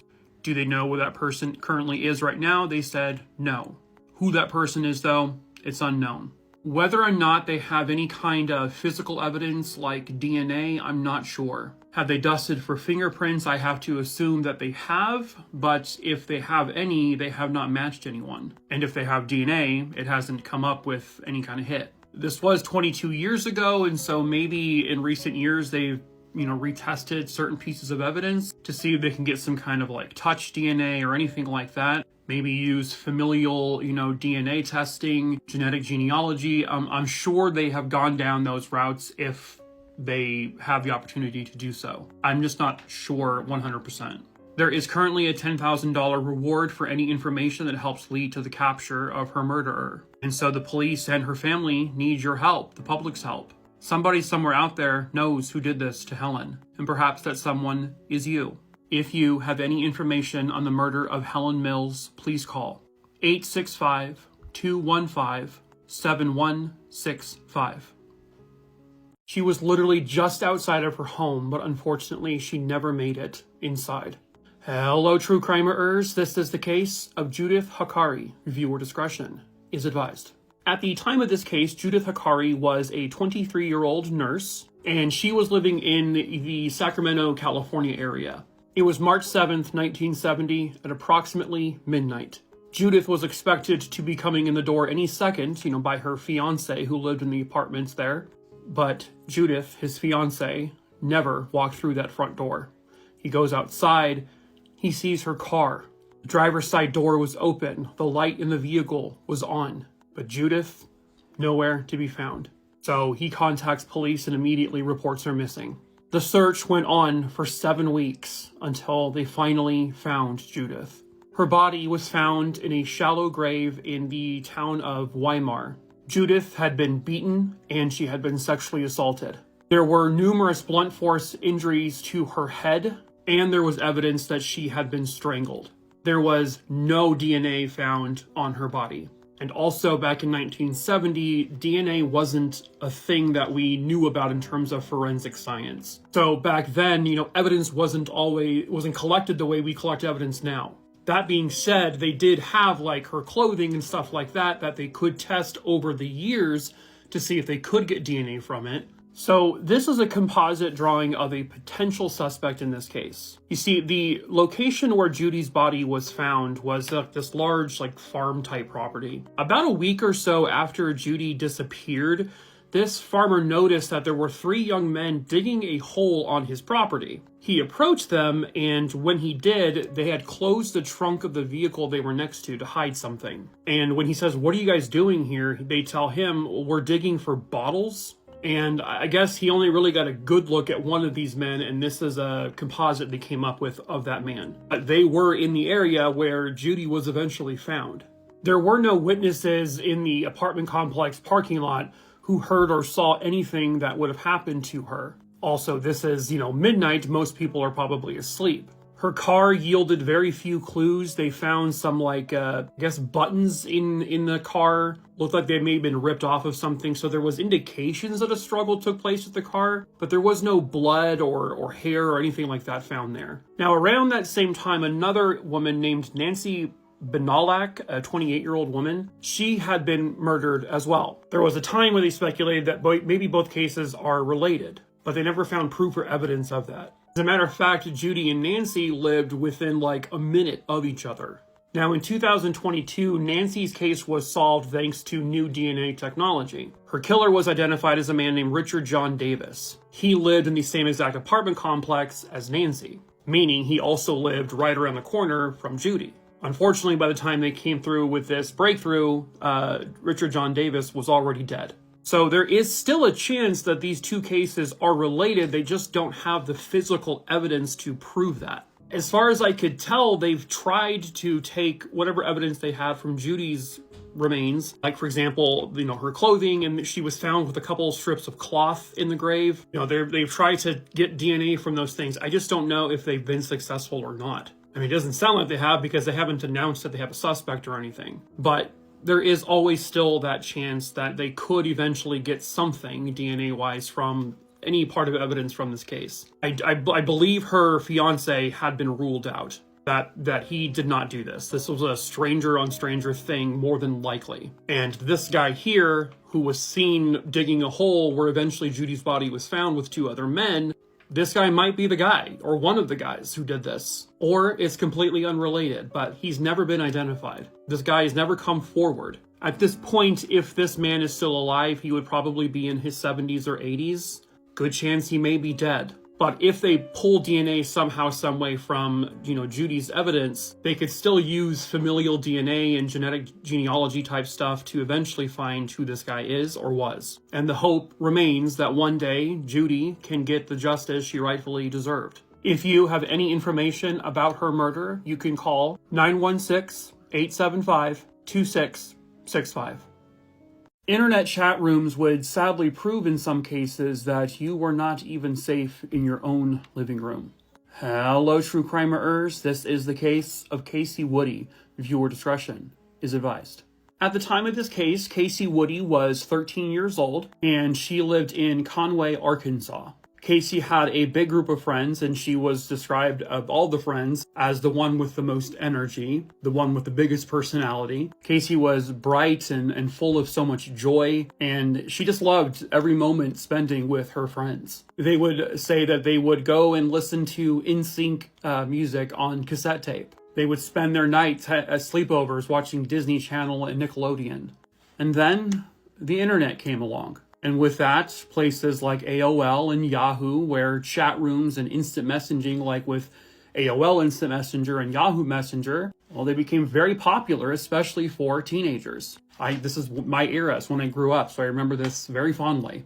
Kacie, who was one of 3 children, I believe, her dad actually worked for the police there. Well, she took to the internet thing really quickly. And she and some of her friends befriended a couple of young men. One of them referred to themselves, their username was Taz2999, and he went by he said his name was Scott. Kacie would use this screen name here. Her and her friends also interacted with someone named Dave, and they became friends with Dave and Scott online. From the comfort of their living room or their bedroom on their computer, they would have conversations with these strangers. They would have fun in chat rooms and just be silly. And it got to a point where this Taz2999 person, Scott, essentially would label himself as Kacie's boyfriend. And he said he was a teenager, and so did this Dave person said he was a teenager. It was December 3rd, 2002. Kacie was home at her house by herself. She had gone to school that day and came home. Her parents were still working, and her brother was at a different school. Kacie began talking that afternoon with Scott, and all of a sudden, she stopped responding to him.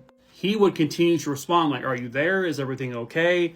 But he got nothing. So by the time the family gets home, they notice that there's a rug in front of the door that's all crumpled up, and Kacie's glasses are thrown kind of across the floor in the living room. And Kacie is nowhere to be found. She's gone. She's missing. They were just hoping that Kacie maybe just ran away. You know, she's 13 years old. That sometimes happens. But they had this feeling, you know, based on the crumpled up rug, the glasses being thrown, the instant messaging thing still up with a conversation where someone's saying, hey, where are you? They really felt in their gut that something happened to her.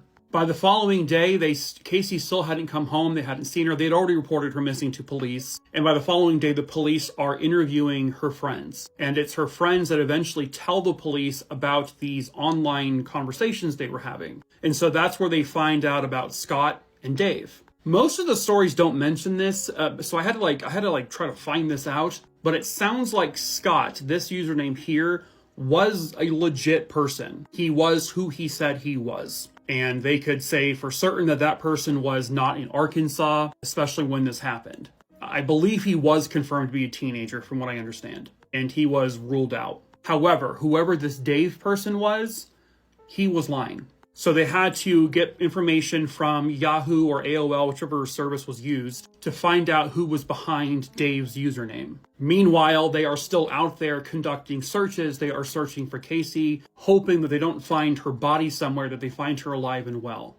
But then they find out the identity of Dave. He is 47-year-old David Fuller from California. And according to the friends, he had, posing as a teenager, had told these girls that he had family in Arkansas, that he was probably going to come visit that family because he claimed he had a sick aunt in that area. So police look into him. They trace the fact that he had rented a storage unit in Conway and he had gotten a rental van. Police go to that storage unit and they find Dave. Dave is dead. He had taken a gun, put it to his head, and pulled the trigger. He ended his own life. And with that, they also find Kacie. Kacie Woody had been shot and killed just a few hours prior to them finding Dave. Dave used the online persona as a teenage boy to talk to young girls. I'm not 100% sure how he found out her address, but he did. And he went to her home and he abducted her. And then he killed her. Computer forensics would have been able to build a case against him pretty easily. But, a trial would obviously never come. The 13-year-old girl was tricked. And unfortunately, that is something that probably, it happened a lot, back in the early 2000s. Usually not to fatal ends, but it happened still. And it would show detectives at that point that you aren't safe. Kids aren't safe in their own living room. They're not safe in their own bedroom because they could be talking to God knows who, posing as someone like a child. This was new as well. Parents weren't aware that this kind of thing was a thing, that this kind of thing could happen. You have to understand, this was a brand new thing for us. This idea that there could be someone catfishing you. Well, catfishing wasn't even a term back then. These things had to happen first for us to learn that they could happen, unfortunately. And sadly, in this case, it ended the life of a 13-year-old girl. But her monster is dead. And he can no longer hurt anyone ever again. A car engulfed in flames on the side of the road. Was it a freak accident or was it murder? Hello, true crimeers. This is the case of Kathy Bonderson. Viewer discretion is advised. When this case occurred in 1987, Kathy Bonderson was a 35-year-old mother, and she was married to this man here, Robert. On October 25th, 1987, Kathy and Robert got into a loud verbal argument with regards to their son, Jamie. Jamie hadn't come home that night despite having a curfew. Kathy, who had to work a late night shift because she was a nurse, she had to miss work because she needed to go look for her son because Robert just didn't seem to care. So Kathy gets into her car and she begins to drive around looking for her son. So in this recreation from Unsolved Mysteries, this is her son Jamie in a car with his girlfriend. Well, as he's crossing a bridge to go back to his house, his mom in this car drives past. Now, she apparently does not recognize him, but he recognizes her car, and so he kind of ducks out of the way so he doesn't get caught. Just about an hour later, fire and rescue are alerted about a car on fire on the side of the road. It took a whole bunch of firemen to finally get this fire out. And of course, all you had left was just the frame of a car. But when they looked inside, there was no one in the driver's seat. However, there was someone lying on the floor of the passenger seat. This was a deceased human being. They found out the car belonged to Kathy Bonderson and were soon able to identify the remains in the car as 35-year-old Kathy Bonderson. Her cause of death wasn't really determined. And this is where it gets kind of strange. So, again, this is computer graphics from Unsolved Mysteries. But the sheriff at the time, because her car was found over here past these train tracks. The sheriff believes that something caused her to swerve off the road and drive over these tracks, which then somehow ignited the car until it came to a stop over there. And Kathy, I guess, just sat in the car while it burned, and I don't know what his reasoning was. I don't know if he meant like the car just exploded within seconds of it crossing this track. He says there is evidence on the track that there was some kind of red paint fragments or something that indicated that a car had crashed into the railing and possibly scraped underneath it, which would have then caused the fire. However, later on, when people would examine the bottom of the car, everything was actually fully intact. The fuel line was not damaged whatsoever. There was still gas in the car, 12 gallons worth. The front of the car had zero damage whatsoever, nothing to indicate that this car had crashed into anything. But the sheriff was adamant. This was an accident. She drove over those tracks somehow, some way.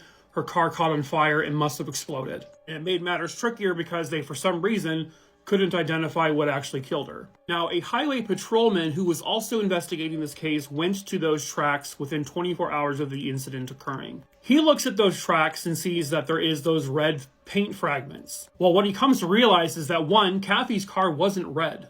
2, he finds out from the firemen that were there putting out the fire that they were using red rubber hoses, that they were at some point draping over the tracks. He found no evidence that any car had actually come into contact with these tracks at all. He actually did not see anything to indicate that the car had driven off the road. There was no tracks that veered off. None of the tall grass was compressed down. It appeared that this car was deliberately parked here after Kathy was probably dead. So the highway patrol man who's investigating this case manages to get Kathy's body exhumed. The coroner still cannot determine how she died. However, what they do discover is that Kathy had no soot in her lungs. There was no carbon monoxide in her. And these were things that would have been indicative if she was alive when the fire occurred. She would have inhaled smoke. But because there was nothing at all in her body, they believe she was dead before the car ignited. Meaning somebody killed her and then put that car there. They also would retest Kathy's clothes that she was found in, and they also retested the car itself. They found traces of gasoline on her clothing and gasoline inside the car. Several days after the investigation, they actually found an empty gas can a distance away from where the car was. Not too far, but just kind of in the same general area.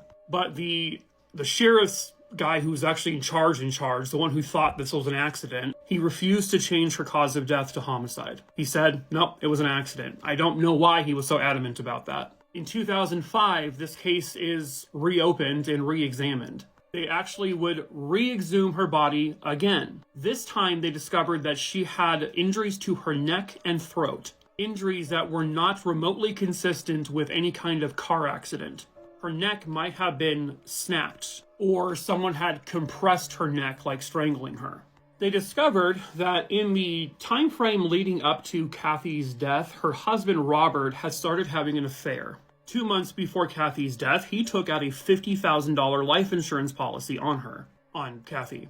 They also discovered that interviewing their son Jamie, that the night that they saw the car pass by, that Jamie had thought it was his mom's car, but he swore it was actually a man behind the driver's wheel of that car. They then discovered that Jamie's girlfriend had written in a diary that, after the murder happened, that she thought she saw Robert Bonderson behind the wheel of the car when they noticed his mom's car driving by. But again, the guy in charge didn't care about any of that. I don't know why, still. But now, in 2005, 2006, they believe that Robert Bonderson killed his wife in a fit of rage. Maybe she found out about the girlfriend. He had taken out a life insurance policy, so this might have been planned. But they got into that argument that night. He snapped and killed her. He did talk to police early in 2006. Shortly after he talked to police, he vanishes. Because basically they're saying, hey, listen, we think you did this. Well, in April of 2006, they discovered that Robert Bonderson ended his own life. They believe he did so out of guilt and believe he did so because they caught him, that they knew he was the one to kill her. If he was alive, they would have actually charged him with her murder. But unfortunately, he took the coward's way out. He got to live for many years, while Kacie did not. And so, unfortunately, Kacie did not get the justice that she rightfully deserved. A young mother is found brutally slain inside her apartment, and her family is still looking for justice. Hello, true crimerers. This is the case of Lacey Gaines. Viewer discretion is advised. At the time of this case, Lacey Gaines was a 20-year-old mother, and she lived in Justice, Illinois. When this case occurred, her child was about 2 years old. Lacey was such an incredible mom, according to everyone. Her little boy was her entire life, her whole existence. And she was always like this cheerful, sort of bubbly person, kind of had like this infectious personality. I guess when she was like a teenager, she did have some rebellious traits, but, nothing out of the ordinary. It was in 2007 when she would tell her family that she was pregnant. And apparently her boyfriend at that time, she would confess to her aunt, was abusive towards her.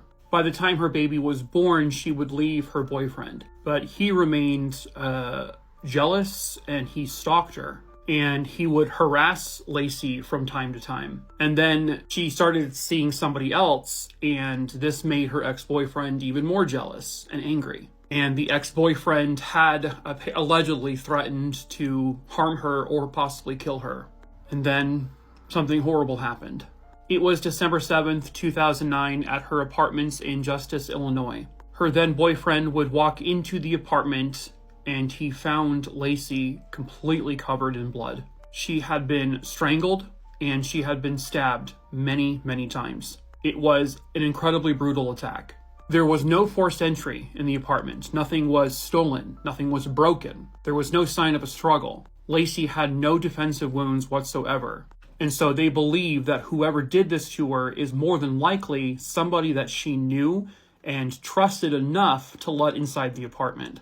She also had not been sexually assaulted.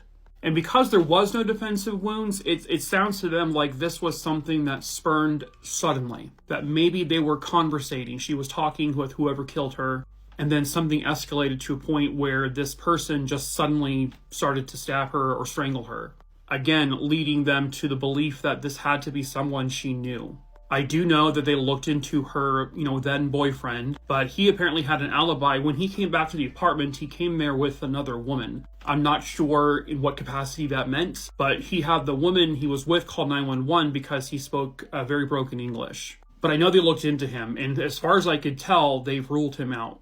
Unbelievably, her ex-boyfriend, police did investigate him as well. His name was Daniel Sanchez, and police looked into him. Apparently, they have some kind of DNA from the crime scene that wasn't Lacey's, and that DNA ruled him out as well as the current boyfriend. And they were able to firmly establish that he had nothing to do with her murder.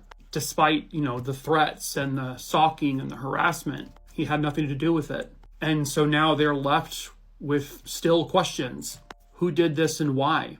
One of her aunts has been working very diligently on this case, trying to keep her name and her story out there because they need the answers. They deserve the answers. They deserve justice. And somebody somewhere out there has got to know who did this to her. Again, this is someone that Lacey had to have known. And I think they can say that with almost 99.99% certainty. So that person may be known to her friends or maybe distant family. Maybe that killer has talked. And maybe if the killer talked to you, you're afraid to come forward because you don't want them to retaliate against you and harm you. You can report any information anonymously. You do not have to say who you are. You just have to tell them what they know that can help lead to the capture of her killer. So, if you have any information on the murder of Lacey Gaines in 2009, there is a website you can go to. You can also call one of these two phone numbers here or contact one of these email addresses. So please, if you know anything, please help Lacey and her family and her son, who has to grow up without his mom. Help them get the justice they all rightfully deserve. Are there still people out there who don't lock their doors and their windows of their homes? How? How are there people out there who don't do that? How are you alive? That's the question. How are you still amongst the living? You know, you watch those old true crime stories where it's like, oh, it's a safe community. We didn't lock our doors. We didn't, close our windows. Bitch, what? I'm sorry. Were humans not around back then? Or what? I don't get it. What do you mean it was a safe community? That doesn't exist. I mean, you never hear true crime stories to start with, and she took every precaution necessary. She was an overly cautious and paranoid person. No, they don't start that way. If you still, in 2024, leave your door unlocked to your home, you deserve to die. You deserve it. I'm sorry. If you do that shit willingly, who are you daring? Are you daring the world to enter your home and slice your tits off and pin your head to a wall? Are you fucking Jennifer Love Hewitt in that one movie going, what are you waiting for? Like, stop. No. Lock your doors. It's not being paranoid. It's called trying to stay alive. Like, I'm not going to keep my door unlocked and then 6 days later my worried family enters the home and finds my severed arms inside my dishwasher. It's simple. Lock your door, or else police might find your severed private parts tumbling around in the dryer. I'm not going to be devil worshipped and sacrificed to Cthulhu out of this world. Lock up! Genetic genealogy would once again solve another cold case. Hello, true crimeers. This is the case of Lorrie Ann Smith. Viewer discretion is advised. At the time of this case, Lorrie Ann Smith was 28 years old, and she lived in Fulton County, Georgia, here in this home, which was actually just behind her parents' home. Her parents also owned this one. So they were basically living on the same property, just in different buildings. Wherever you found Lorrie, you found her with a guitar. She absolutely loved music, and she loved to play the guitar. Music seemed to be her absolute passion, and she was really good at it. Lorrie also worked in marketing, and she was also a youth counselor at Union Christian Church at College Park. Lorrie actually knew several different languages, and she was really well traveled. She traveled all over the world. She was a quiet, peaceful, kind of unassuming woman. She got along with everybody. You can't really say a bad thing about her. She absolutely loved her family. She was really close with her parents and her siblings. Lorrie was just simply a really good person with no enemies. And then one day in 1997, she was taken away from everybody. It was May 25th, 1997. Lorrie's parents would enter her home to wake her up for church. But what they found was a horror scene. Lorrie's father found his daughter lying face down in a pool of her own blood, and she was deceased. It looked as if a slight struggle happened in her room. You can see where she was actually dragged after she was shot. She had been shot multiple times. They also know that she put up a huge fight because she was able to draw blood from her attacker. This is some of their blood. There were also drops of blood just outside the back door where they believe the killer had entered. There was no forced entry in the house, and this is the back door here. So, the door wasn't kicked in, there was no shattered windows. That doesn't mean that Lorrie just let this person in. They also found this skeleton key on the floor. They think either the person used that key to enter the home, or just simply put, Lorrie may have been trusting enough of her surroundings to not lock her door. That is definitely a possibility, and the person just simply walked in, not expecting maybe anyone to be there. But Lorrie was there. And so something happened where she tried to fight off her attacker, and thank goodness she did. But in the end, the attacker got the better of her and shot her at least 3 times, killing her. The killer also left behind a size, 10.5 shoe impression, along with their own blood. They did confirm that those drops of blood by the door and in the house were not Lorrie's, they belonged to somebody else. But back in 1997, 1998, the technology wasn't as advanced as we have now. So about 2 decades goes by, and they finally have a breakthrough with the genetic genealogy, and they were able to come up with a profile, and this is an image of what the man may have looked like back in 1997. They dug deeper with the familial DNA, with ancestry websites, and they came across the killer's family. And they were able to determine through the family who left that blood. It was a man named Jerry Lee. Once they got his name, they were able to obtain a warrant to get his actual blood so they can do a direct comparison to the blood found at the crime scene, and it was a match. He didn't know her, she didn't know him, so there was no reason for him to be in her home. His shoe size was the same size left at the crime scene. They believe that this was just simply a robbery gone wrong. She was not sexually assaulted, by the way. So he was charged with murder, with aggravated assault and burglary charges, and possession of a firearm during the commission of a felony. And he was literally just about to go to trial when on the first day, he decides to plead. And he pleads guilty to the murder and all the other charges, and he is sentenced to 18 years in prison, which is frustrating. I always feel like that if you commit a murder, you should just go away forever. But, I don't write the laws. As her family doesn't have her anymore. They never will. But I guess in some way, she did get the justice she rightfully deserved. The fire seemed to be deliberately set around her, and yet nobody has been arrested. Hello, true crimerers. This is the case of Mackenzie Branham. Viewer discretion is advised. At the time this case occurred, Mackenzie Branham was just 8 years old, and she was living in Jeffersonville, Ohio. Mackenzie was a straight-A student. She absolutely loved going to school. Her teachers would say that every time she walked into their class, she was smiling from ear to ear and excited to learn. And according to other students at her school, when they didn't have enough money for lunch, she seemed to always have some extra money and helped pay for their lunch. She was just, a good kid. Now, her parents, and this is her biological father, they had been divorced at this point. Now, according to him, Mackenzie and I guess her brother had reported that their mother had been abusive towards them, that there was abuse in the household the mother lived in. And despite, alerting the proper people, nothing was really done about it. While he had full custody of Mackenzie, she still spent time at her mom's house. And that is exactly where she was on April 27th, 2006. At approximately 1:50 in the morning, her mother's house, and her mother lived there with her live-in boyfriend, the house caught on fire. The mother and the boyfriend escaped the home. Mackenzie didn't. Mackenzie's dad got a phone call from the mother that night and she told him as the fire was happening, the house is on fire. And she said on the phone, Mackenzie's in the house. And he's like, what are you doing talking to me? Go get her. Why are you not trying to save my child? He told her, do not let my baby die.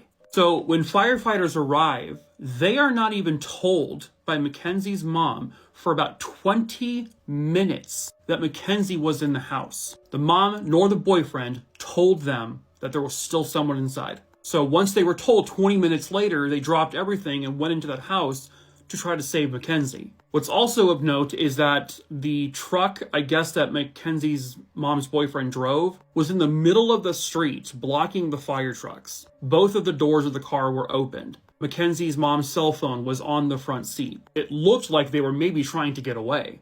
But by the time they were able to get in there, it was already far, far too late. They found Mackenzie in her bedroom. She was deceased. The boyfriend would later state that he attempted to get a ladder and get into Mackenzie's room, that he called for her and that she didn't respond, and then the smoke became too much, so he got out. But nobody can corroborate that story. And I'm sorry, why did they wait 20 minutes to tell firefighters that there was still a person in the house? This was her daughter, for God's sakes. The arson team would investigate the fire, and they determined that this was a deliberately set fire. It was set, I guess, around Mackenzie or her room to be kind of like the point of origin. And so it was meant to likely destroy evidence and to kill or destroy her body if she was already dead. What her father wouldn't know until about 6 years later was that in the initial investigation, when they took oral, vaginal, and other swabs from Mackenzie's body, they found DNA that was not hers, implicating that there may have been a sexual assault. And the first person they the dad will look at is the boyfriend, that he probably sexually assaulted his daughter. And that something led to something where then they needed to kill her. However, I guess that DNA has not matched anyone in their system. But what I've been reading is that I guess at that time, the leading detective or the head of the sheriff's office was related to the boyfriend who was in the house. And so there was this seemingly lack of investigation into what actually happened in this house. They know the fire was set deliberately, and you have a dead child inside. The parents, or the mom and the boyfriend, didn't tell anyone that she was in the house for 20 minutes as this fire was destroying the home. I'm sorry, that's guilt. Have they tested the DNA they found with her with the boyfriend? I don't know. There has not been any arrests in this case. They know someone set the fire deliberately, but how come no one's been arrested for it? Specifically, the 2 adults who were in the home that night. By all accounts, they were the only people other than Mackenzie in that house. So wouldn't that tell you that it was one of them who set the fire? They had Mackenzie's body exhumed a few years later. They did more testing on her, but whatever they came up with has not been released to the public. Mackenzie's dad, who has been fighting like hell to get justice for his daughter, he found out years later that there were a whole bunch of people, like eyewitnesses and stuff, who were never interviewed by police. He basically considered this entire investigation a complete and utter joke. Because again, I need to stress, how can they determine that this was an arson, meaning someone set this fire on purpose, and you have a dead child inside? How is this not being taken more seriously? I'm so confused. It sounds like whoever was in charge of the sheriff's department or police department who was related to the boyfriend, from what it looks like, that man has actually died. So I'm guessing there's new people on this case. Somebody somewhere out there has got to know the truth about why this happened and exactly what happened. You know, on the surface, it sounds like she was probably raped, more than likely, potentially by the boyfriend. And he, possibly along with her mother, her own mother, who had issues reportedly of abusing her, then set the house on fire to hide the evidence of that assault. But somebody out there has got to know the truth, and she deserves justice. So if you have any information, you can report your information anonymously. Please call 800-589-2728 or 800-282-3784. If you know anything, please come forward. She was just a couple of blocks away from home, but would never be seen alive again. Hello, true crimerers. This is the case of Manon Dube. Viewer discretion is advised. This case occurred in the Lake Massawippi area of Quebec in Canada. This is the apartment building in which Manon Dube lived at with her family. And back on January 27th, 1978, the 10-year-old girl was outside playing with her sister and her friends. They were playing about 3 blocks away from this apartment building. At around 7:30 p.m., the kids decided it was time to go back inside, and they did so. They were about a block or so away from the apartment when Manon's sister decided to run back because she was freezing. And so Manon was kind of left out on her own. And then Manon never got home. She should have been there within minutes, but it never happened. The 10-year-old girl is missing. Her mother, Janine, contacts the authorities right away, and within an hour or so, the family and police have Manon's photos out there everywhere. They are discussing this on the news. They organize a gigantic search party to go out there and look for her. And Manon's mother was just hopeful that Manon was not kidnapped or worse, killed. But then months goes by, and there's no sign of her until March 24th, 1978. It was Good Friday. 2 teenagers were walking near a stream when they came across what looked like a small body lying partially in the river.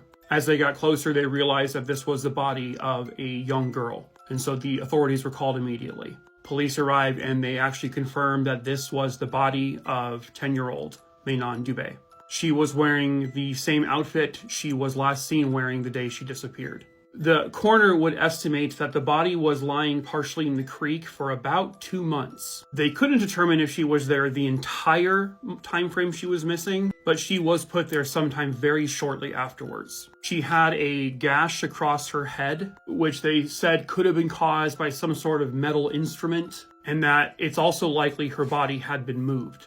However, her cause of death was not exactly something they could really find out. She did have broken bones, and to some it indicated she may have been a victim of a hit and run, but they couldn't determine if that truly was the case. There was no evidence of any sexual assault done to her. And there just wasn't enough evidence to determine exactly what killed her. Like I said, it could have been a hit and run, it could have been some sort of beating, or it could have been a possible drowning, or maybe even died from exposure. She may have been incapacitated and was put out in the snow where she froze. But ultimately, they're unsure of how she died. This could have been an attempted abduction that just went wrong.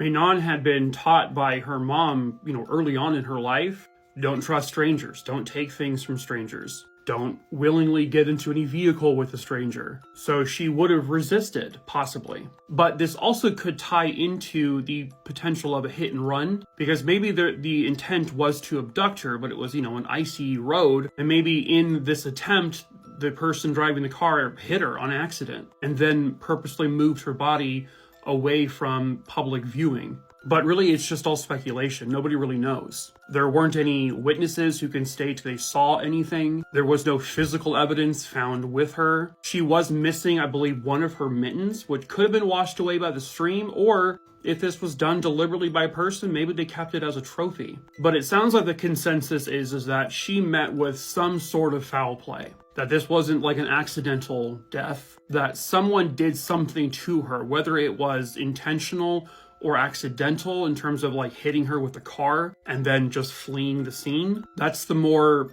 likely scenario here. Somebody somewhere out there has got to know the truth about what happened to Manon Dube on that day in 1978. Perhaps that someone is you. So if you have information on the death of Manon Dube, please contact the local authorities there in Quebec. A clown comes to the door, a gunshot rings out, and the question remained, who was this killer clown? Hello, true crimerers. This is the case of Marlene Warren. Viewer discretion is advised. Marlene Warren was born on April 15th, 1950, and she was born and raised in Michigan. She had grown up as like a Midwestern girl. She grew up on a farm. Eventually, she would end up having 2 children, and when her kids were 18 and 20, she met a man named Michael Warren. The 2 of them would eventually get married, and he took on her 2 kids as his own. Marlene was a mom first and foremost. Absolutely adored her boys. Marlene was just loved by everybody. She was described as like the person in the household who was trying to pull everything together when things maybe were going wrong. Specifically when her husband's car dealership was suffering some issues. Because eventually they moved to Florida where Michael would open up used car lots. And eventually it led the couple into becoming involved with real estate investments. And it landed them this, big, beautiful home in Florida. They had their own single-engine airplane. They had everything and anything that they needed and wanted for. That is until Michael, apparently with his business, his car dealership business, was being investigated for some potentially fraudulent things. And it was also rumored that he was having an affair with a woman named Sheila Keene, who worked at the car dealership.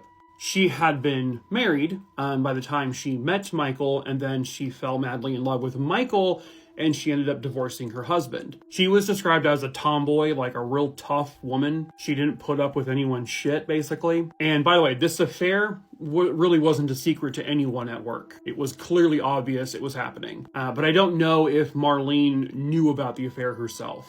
It was May 1990. Marlene's then 21-year-old son Joe was home with his mom and a couple friends when they saw a white Chevy LeBaron pull into the front driveway of their home. According to Joe, a clown approached their front door. No, obviously this is not the actual one, but the clown was carrying balloons and had a basket full of flowers, and they rang the doorbell. This was described as a tall clown, over 6 foot.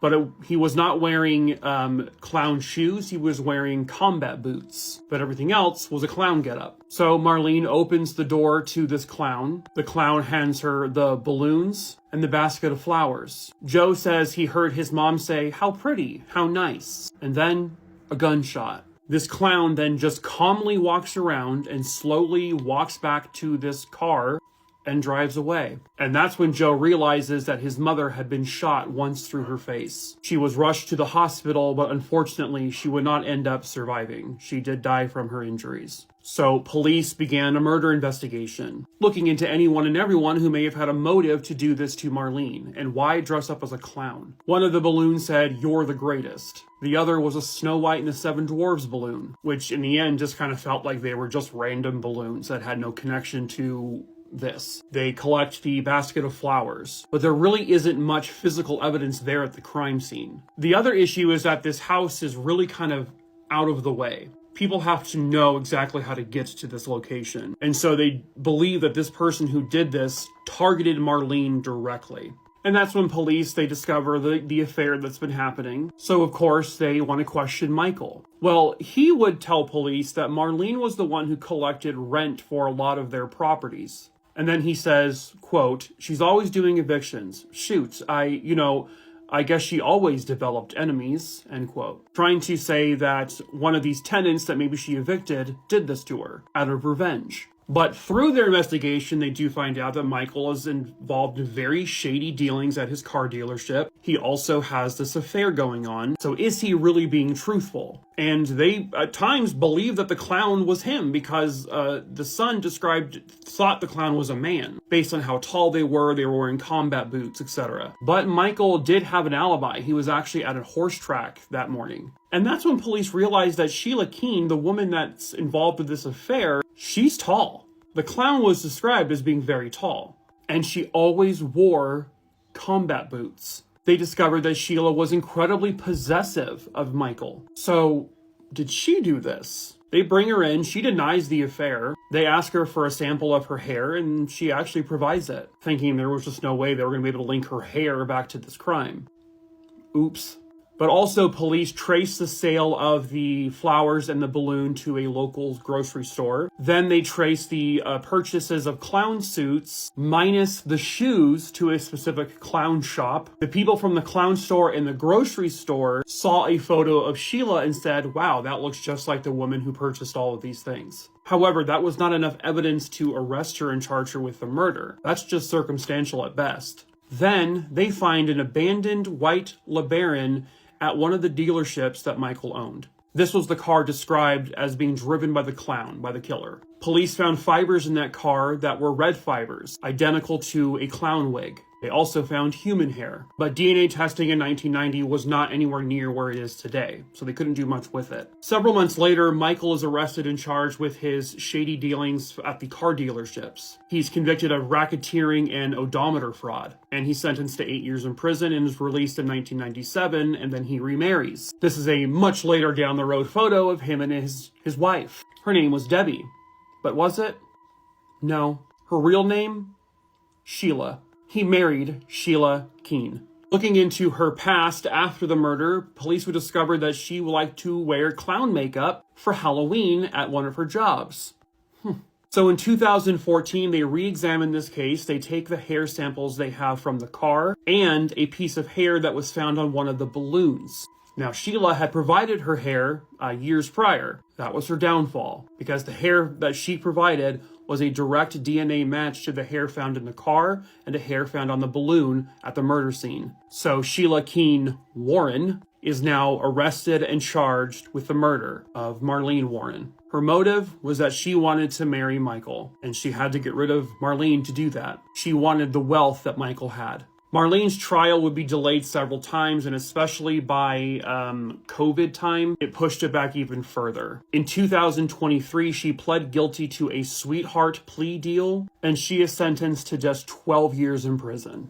She pled guilty to second-degree murder. They never had any proof or evidence that Michael had anything to do with the murder or planning it, and so he's never been charged in connection.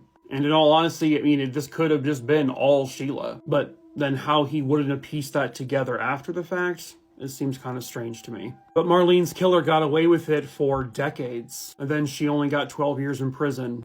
So really, is that justice at all? Stuck in quicksand and then drown is one of the worst deaths imaginable. Viewer discretion is advised.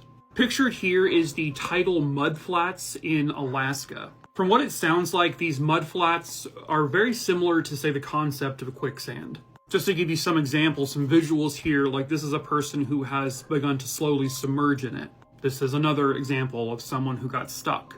And you can kind of see kind of how the material is. Back in 2023, a 20-year-old was visiting Alaska with some friends, and they were walking along the flats, which you are allowed to do. So they weren't like doing anything wrong. And basically at one point, the young man began to sink into the mud. And based on what I read, that this could happen relatively quickly. And he began to sink into the mud, and he got down to waist level. And obviously this is not the actual image, but just to give you a visual example. But his friends were there trying to pull him out. They were trying to pull him out the entire time, but this substance, this mud, is extremely tough to pull yourself out of. So they would end up calling rescuers to come help. The rescuers arrive, and they're doing everything they can think of. They're pulling, they're digging, they're trying to get this young man out, but they are not succeeding. And then the tide rolls in, and it rolls in very quickly. This young man is now up to his waist in this mud. He is stuck. Nobody can get him out. They are trying desperately before this water submerges him, but they still can't do it. The tide rolls in, and it begins to build up over him, and it completely submerges him in the water. They're still trying to fight to get him out of this because now he's drowning. But unbelievably, they still couldn't do it. The young man would end up drowning in the tide.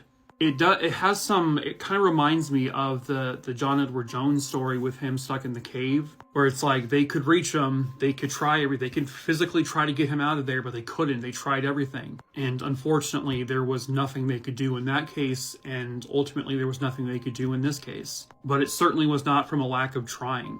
These friends were just there wanting to have a little vacation, just to have some fun. They wanted to have one last adventure before summer ended. And then this tragedy occurred. And again, I want to state that they were doing nothing wrong. You were allowed to walk on this stuff. It was just a freak accident. It's not something that really ever happens at all. But it just sounds like he just stepped into the wrong spot and began to sink. His body was recovered the following day after the tide had rolled back out. And so I think ultimately just kind of the lesson here, if you ever find yourself in a place like this, just remember that it can turn deadly very quickly. Hello, true crimerers. This is the case of Nancy Lyons. Viewer discretion is advised. Nancy Lyons was born on August 6, 1953, and she did have 3 siblings. She would later go on to graduate from the Harvard School of Design, which is where she would meet Richard Lyon. The two of them would later go on to get married and have 2 kids. Nancy would go on to get a job at the architecture group called Trammell Crow Center, and she rose the ranks there super quick. She was incredibly talented. Nancy was such a great mom to her 2 kids, and everything she did for them. The marriage she had with Richard from the surface seemed to look good to everyone from the outside. But then Nancy would find out that Richard was being unfaithful. She found out that since 1989, he was having an affair with a co-worker named Tammy. And so by 1990, she kicks him out of the house and she files for divorce. But very shortly after that, something happens where Nancy is giving him a second shot. And so he moves back in. Shortly after he moves back in, Nancy begins to experience some violent illness kind of out of nowhere. She gets sick, then she kind of slowly gets better, but then she gets sick again, she gets better, gets sick again. And by January of 1991, the sickness was so severe that she was sent to the hospital. While at the hospital, Nancy's organs began to fail one by one, and she was put on life support. But a week after being admitted to the hospital on January 14th, 1991, Nancy passes away. At first, they ruled it as natural causes, just some sort of mysterious illness. That is until lab work was done, and they discovered an extremely high amount of arsenic in her system. Nancy had been poisoned. So her cause of death was changed to arsenic poisoning, and it was ruled a homicide. Somebody did this to her. There was this whole, for a little bit, maybe she did it to herself. But arsenic poisoning is one of the most excruciating things a person could go through. And there aren't many people in history who poisoned themselves with arsenic. And that theory was just ruled out really quickly. One of the doctors who was attending to Nancy would later tell police that at a point when Richard was not in the room or not in the hospital, she would confide that she believes that Richard may have done something to her that contributed to her sudden illnesses. That there was an occasion where Richard apparently made her take some pills that he claimed were vitamins. In Nancy's possessions, they found a receipt for several things, including arsenic. And this receipt was allegedly signed by Nancy Lyon. However, later on, a forensic handwriting expert would determine that he could not determine if that was Nancy's handwriting. It was not consistent with her own. They also found several diary entries in Nancy's diary. One of them was basically, it sounds like she was accusing her own brother of possibly having some sort of sexual contact with her or maybe with her daughters. And so that led police down this path of, okay, well, did the brother do this to her? Well, handwriting experts looked at this note. They looked at several other diary entries, recent ones. And the handwriting expert determined that it was not Nancy's handwriting that wrote these notes, specifically the note about the brother. They did, however, conclude that the handwriting was consistent with Nancy's on-again, off-again husband, Richard Lyon. And given all the other circumstantial evidence that he was basically the only one present when she got sick, that Nancy herself told medical people there at the hospital that it might have been him poisoning her, he was arrested and charged with her murder. He, of course, denied it, and he tried to blame her brother. He also tried to pass blame on a former boss of hers, and he even tried to bring up, well, that receipt that purchased arsenic, it was signed by Nancy, so she bought it herself. Well, one, that doesn't prove that she was the one to ingest it herself, but apparently the chemical company that this allegedly came from would testify that this receipt was fake. It wasn't even a real receipt from them, and they could not conclusively determine if that was Nancy's signature.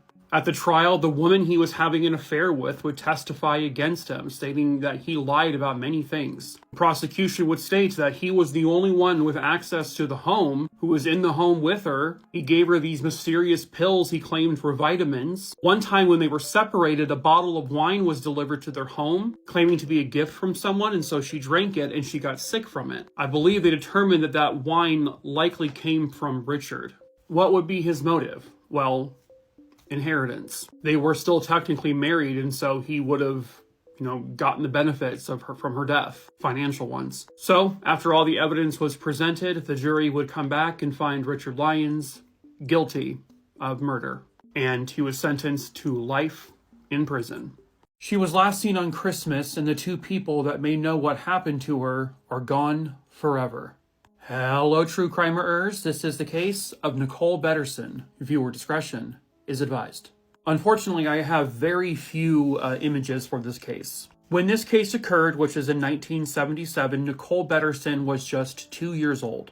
In September of that year, her mother, and her father got involved in a pretty serious car accident that ended up taking the life of her mom. Her father, Jarrett, walked away unscathed, as did Nicole. Very quickly after the car accident, after he lost his wife, Jarrett found a new girlfriend. Her name was Barbara. On Christmas of 1977, Nicole, Jarrett, and Barbara would go to Nicole's grandparents' home, which would be her mom's parents, in Dearborn, Michigan, where they lived. Jarrett gave the grandparents some unfortunate information. They're moving out of state. The grandparents were heartbroken. They just lost their daughter a couple of months ago, and now they're losing their granddaughter. And when Nicole, Jarrett, and Barbara left the home that Christmas night, the grandparents, the family, didn't realize that was the last time they would ever see Nicole ever again. There seems to be conflicting reports on whether or not the Jarrett and Barbara and Nicole were moving to California or Nevada. But in 1997, this is now, 2 decades later, the grandparents hired a private investigator to track down Nicole and Jarrett, and they found them in Las Vegas, Nevada. Well, they didn't find Nicole. They found Jarrett and Barbara. Nicole was nowhere to be found. Jarrett and Barbara were now married, and they were living in really kind of crappy conditions. And it turns out that because of the car accident in 1977, Nicole was getting these Social Security orphan checks every month, and Jarrett was cashing those checks every single time until Nicole's 18th birthday. When police tracked down Jarrett and Barbara, when they found them in Las Vegas, first they checked to see if they could find any record of Nicole anywhere. There were no school records, no court records, no police records, no adoption records, nothing to indicate that Nicole even existed in Las Vegas with Jarrett and Barbara. And so when they finally confront Jarrett and say, hey, they tell him a lie, which you're allowed to do. The police in Las Vegas tell Jarrett, we know what happened to Nicole. And if you tell us what happened to confirm what we know, we will give you a lenient sentence. They had no idea what happened to Nicole, though. But it convinced Jarrett. He said, just give me a short time and I will come to you guys with the information you're looking for. And they agreed. He asks for an extension on that meeting for about 10 days. But after that 10 days, Jarrett doesn't show up. Jarrett or Barbara never contact the police. They never go in to speak to them about what happened to Nicole. And that would be because Jarrett took a gun and fired 2 rounds into the chest of his wife, Barbara, then pointing the gun to his head and pulled the trigger. Jarrett committed a murder-suicide. All of this after police say, we know what happened to Nicole. Just shortly, like within a couple of days before the murder-suicide, Barbara had sent a letter to the grandparents in Dearborn, Michigan. The note read, quote, we had hoped our troubles would never touch our family, so we kept to ourselves. We've tried to follow God. Now it's about time for him to judge us. Go to your Bibles to see peace, and please forgive us for all the wounds we have put in your hearts with our tragic and youthful blunders. The letter they sent to the grandparents made absolutely not one single mention of Nicole or what may have happened to her. But it was relatively cryptic in the sense of they may have done something to her and they're looking for forgiveness. And then they both end up dead. With the death of Jarrett and Barbara, unfortunately, police in Las Vegas, Nevada believe that at this point, this may forever remain a mystery. The only 2 people who knew exactly what happened to Nicole are now gone forever. And the secrets of what they may have done to Nicole in 1977 died along with them. This terrifying-looking man may be responsible for an unsolved Christmas-time murder. Hello, true crimerers. This is the case of Paul Logan. Viewer discretion is advised. At the time of this case, Paul Logan was 25 years old. He was partnered with a woman named Pamela, and the 2 of them had 2 young children together. Paul was a fantastic father. He loved his children more than anything. Paul was a very hard-working young man, and he was working hard to support his family. Paul lived in Consett, which is in County Durham in England. And he was doing work as a takeaway driver for a Chinese restaurant. Of course, back before Uber Eats and Grubhub and all that. It was December 23rd, 1993, 2 days before Christmas. An order came into the restaurant, and the order was placed for a location called Blue House Farm, which I guess is in Shotley Bridge. It's a very remote, kind of desolate location, and when Paul gets to the home to deliver the food, the people there are like, we didn't order any Chinese food. He was insistent because they got an order. He showed them the receipt and everything, but they're like, we did not order anything. They apologized, and at that point, it looks like, the restaurant was scammed. Someone called in a hoax, a fake phone call for an order that wasn't real. So Paul gets back into his car and begins to drive down the long driveway. Now, when he arrives, the gate, which is right here, was opened, but apparently when he turned around to leave the property, the gate was now closed. Several hours go by, and the owners of the house, who the order was called into as a hoax, well, they noticed that Paul's vehicle was still there on their property, near the gate. And this is an actual image of his vehicle. And so they contacted police because they were concerned, like they don't know what this was about. When they arrive, they do find the car, no one's in it, and as they begin searching the area, they find Paul. Paul is dead, and his body was roughly 50 yards from where his car was. And just like that, this loving, hardworking father of 2 young children 2 days before Christmas is gone forever. Paul had been struck over his head with some sort of blunt force object. Whatever weapon was used, however, was not at the crime scene. And at the start of their investigation, police find out why exactly Paul was there. They reach out to the restaurant. They tell the police about the order that was called in. They interview the people on the property. They confirm that he came to their door, but with an order that they didn't order. So they had to trace the call and find out where it came from. This was a hoax call. But was that related to what occurred? Or was this just a crazy coincidence? So they find out that the phone call actually comes from a payphone. And the payphone really wasn't that far away from the actual restaurant itself. Now, witnesses would later tell police that they saw a man in this payphone, and it looked like he was trying to hide himself. And this was the red car that they said they saw outside the phone booth. They don't know if it belonged to the man or not. I think it was a red Ford Fiesta. So these witnesses would give police a description of the man, and this is the composite drawing they came up with. The timing lined up in terms of when that phone call was placed to the restaurant as to when the witnesses saw the man talking on the phone. It would have likely been this guy, but they don't know for absolute certainty. Whoever this guy is, they put his image out on the news. They've done recreations there in England, and this person's never come forward. No one has ever identified him. And no one really knows if he was involved or not. And then the question is, was Paul specifically targeted? Or was this just a random thing? Was the call meant to lure him out there to kill him? Or to rob him? Was it whatever delivery driver it is who we're going to attack? Or did they know Paul would be taking the order? Well, by interviewing his family, they did find out that about 3 weeks before his murder, his vehicle had been vandalized. On the roof of his car, someone had written in there the words "no legs."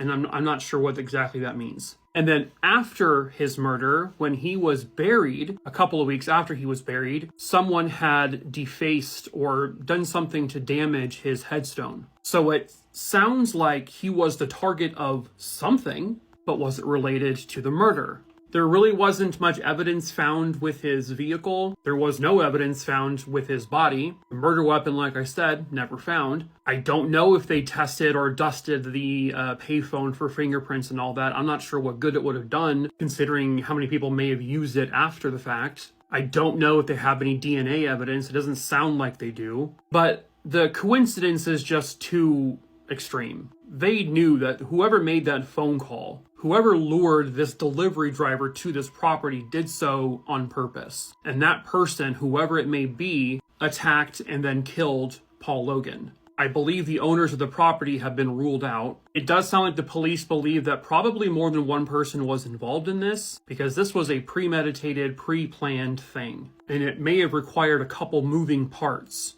But the question really remains as to why, and why Paul. Was Paul a target, or was he just a victim of circumstance?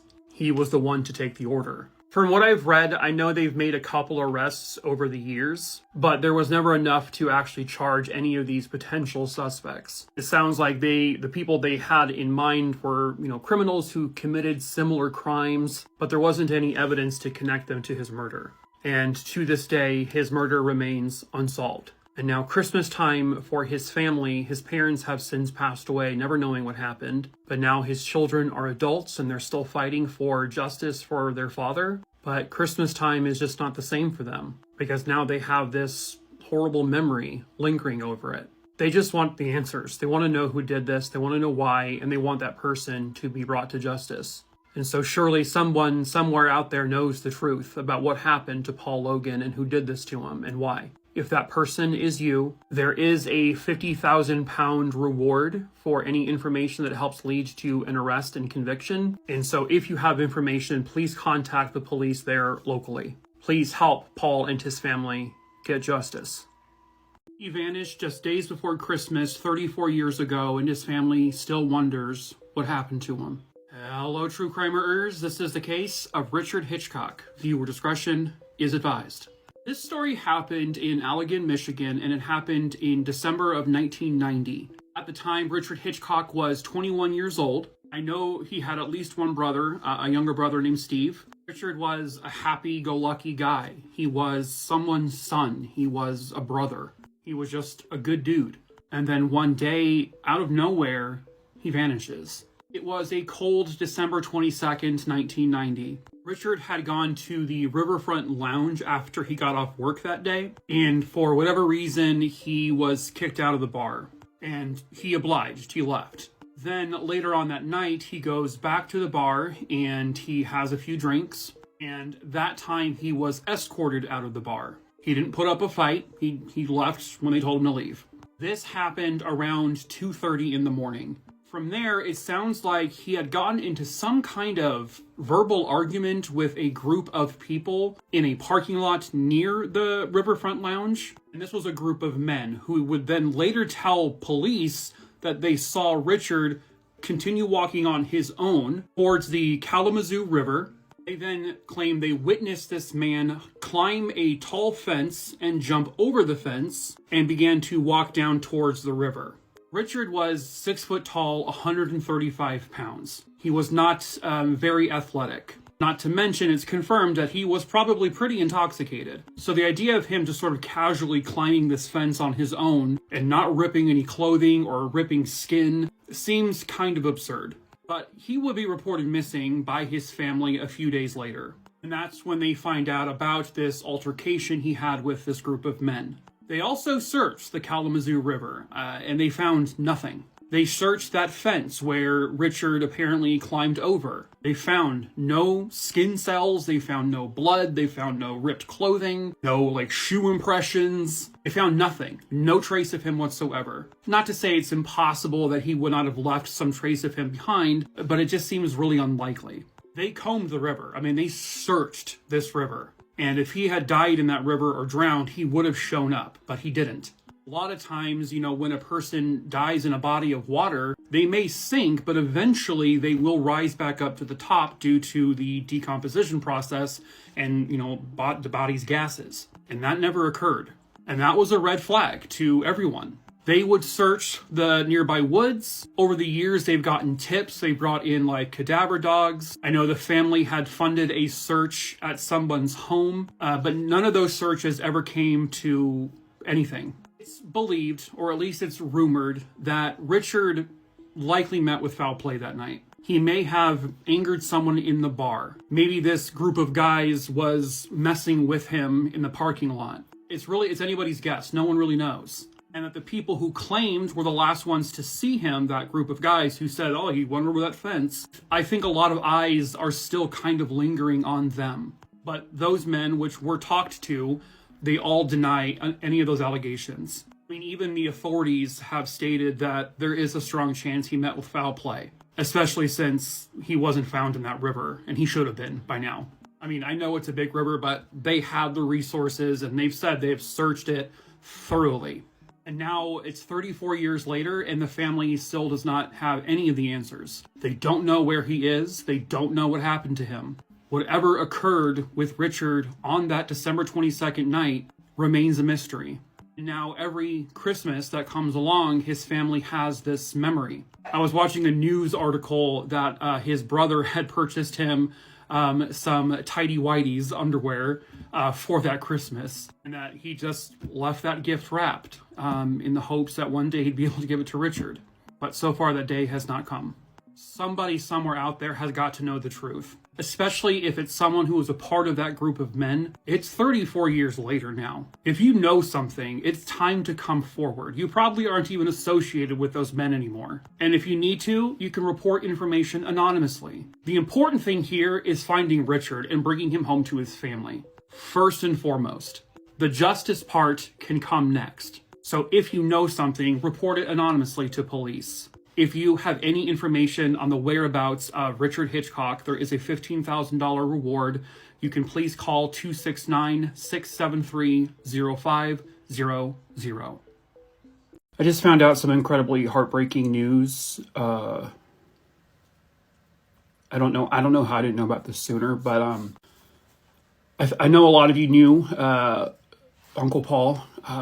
116,000 of you knew him. I just learned that on Thanksgiving he died. I mean, I didn't even believe it at first, because TikTok can be TikTok. But his sisters, his family is posting about it, and it's true.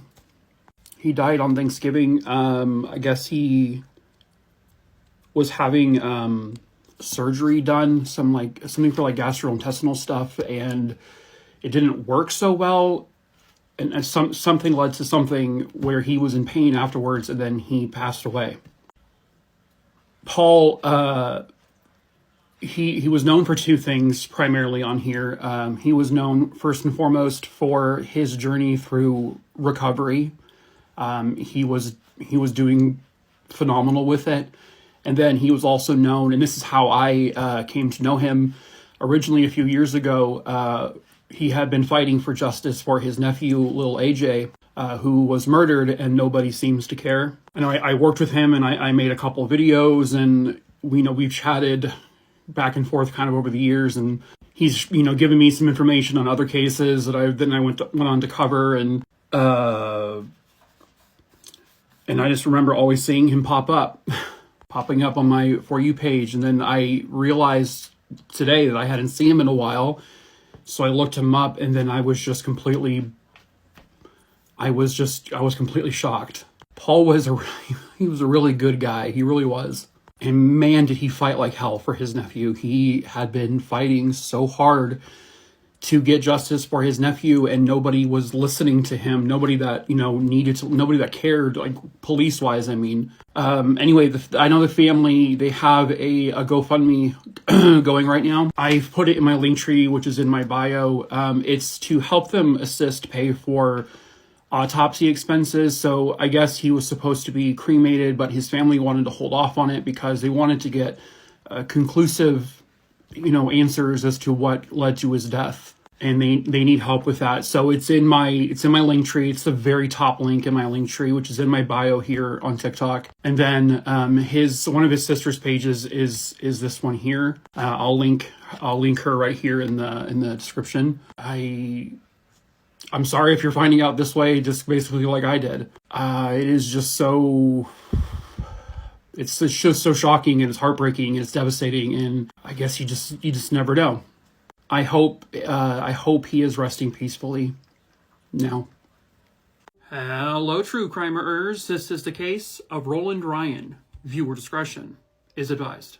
Unfortunately, I really don't have much information about this case. Roland Ryan was 32 years old, and he lived in the Chandler, Oklahoma area. Roland was last seen alive on March 1st, 1980. His employer watched him drive away from his work. But then he never made it home, and so eventually his family would report him missing. The following day, along State Highway 18, Roland's vehicle was found, and it was found on fire. And any evidence inside of it was burned up, but there was no one inside of it. Like, Roland wasn't in the car. He would be found on April 1st, 1980, about a month after he was last seen. He was also found along State Highway 18, pretty close to where his car was found. Roland had been shot in his head, and I believe they have ruled his death a homicide.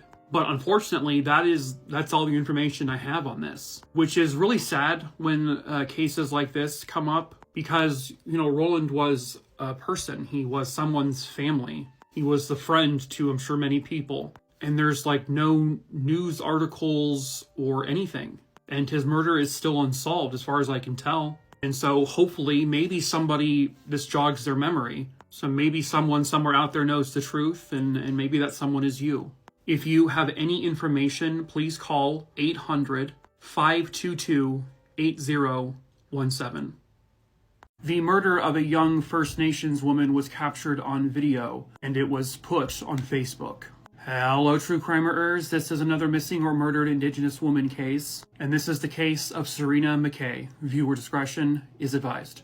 Serena McKay was born on September 30th, 1997. Serena had a few siblings, and she would grow up going by the name Serenity. Serena grew up in Winnipeg in Canada. She also spent time at the Pine Creek First Nation, and also with the Peguis First Nation. At the time this case occurred, she was 19 years old. She was actually just about to graduate high school, something she was really, really looking forward to. Serena was an outgoing young woman. She was funny. She was incredibly close with her family. Her friends meant everything to her. Serena had a passion for music and for beauty, and she was just loved by everybody.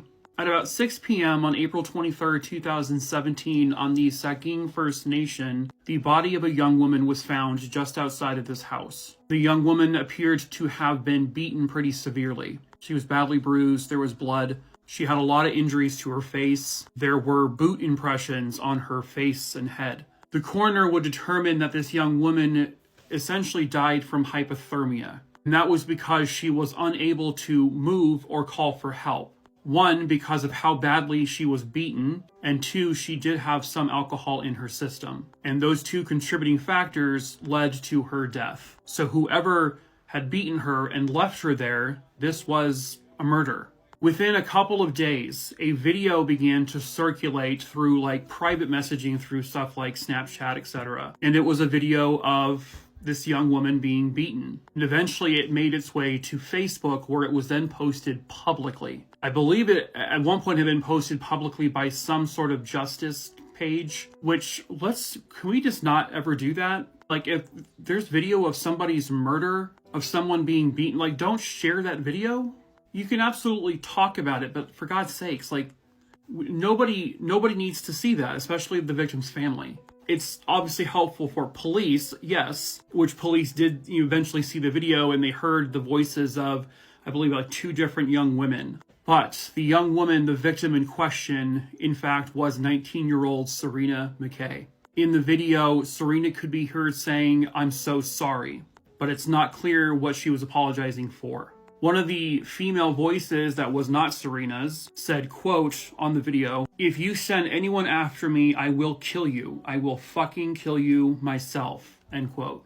Now, one of the suspects who had taken the video had also sent Snapchat images of themselves with blood on their face and their clothes. And in one of these Snapchat conversations, the suspect said that the victim was bleeding a whole lot. So they were able to pretty quickly find out who these 2 girls were on this video. And that's simply because of the fact that they were sending Snapchats and private messages, had distributed that video. And it was 2 teenage girls, both aged 17, I believe. And their names, due to Canadian law, their names have never been made public. So I do not know who they are. But they would both be charged with murder because there is video evidence of these 2 girls beating Serena up and leaving her there. And it was through that beating that rendered her unable to move or call for help, which then led to her dying of hypothermia. Had that beating not taken place, she would not have died from hypothermia.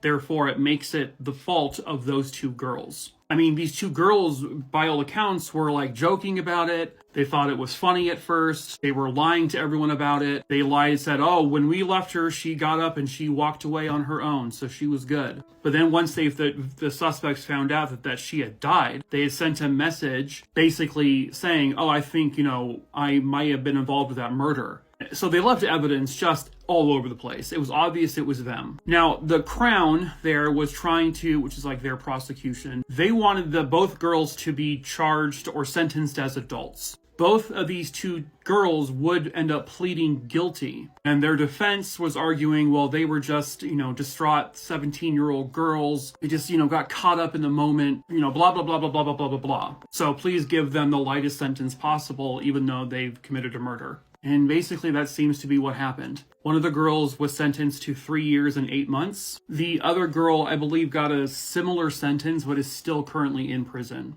And even though they are both now over the age of 18, their names still can't be revealed per Canada law because they committed this murder when they were 17, when they were minors. I know that one of them did issue apologies, but, you wouldn't need to apologize if you didn't beat their loved one to death. And 3 years or 3 to 7 years, whatever they got, is that's a slap on the wrist for committing a murder. I don't care they're 17. You're telling me if they committed the murder just a year later, it would be totally different. They would get, life in prison or whatever.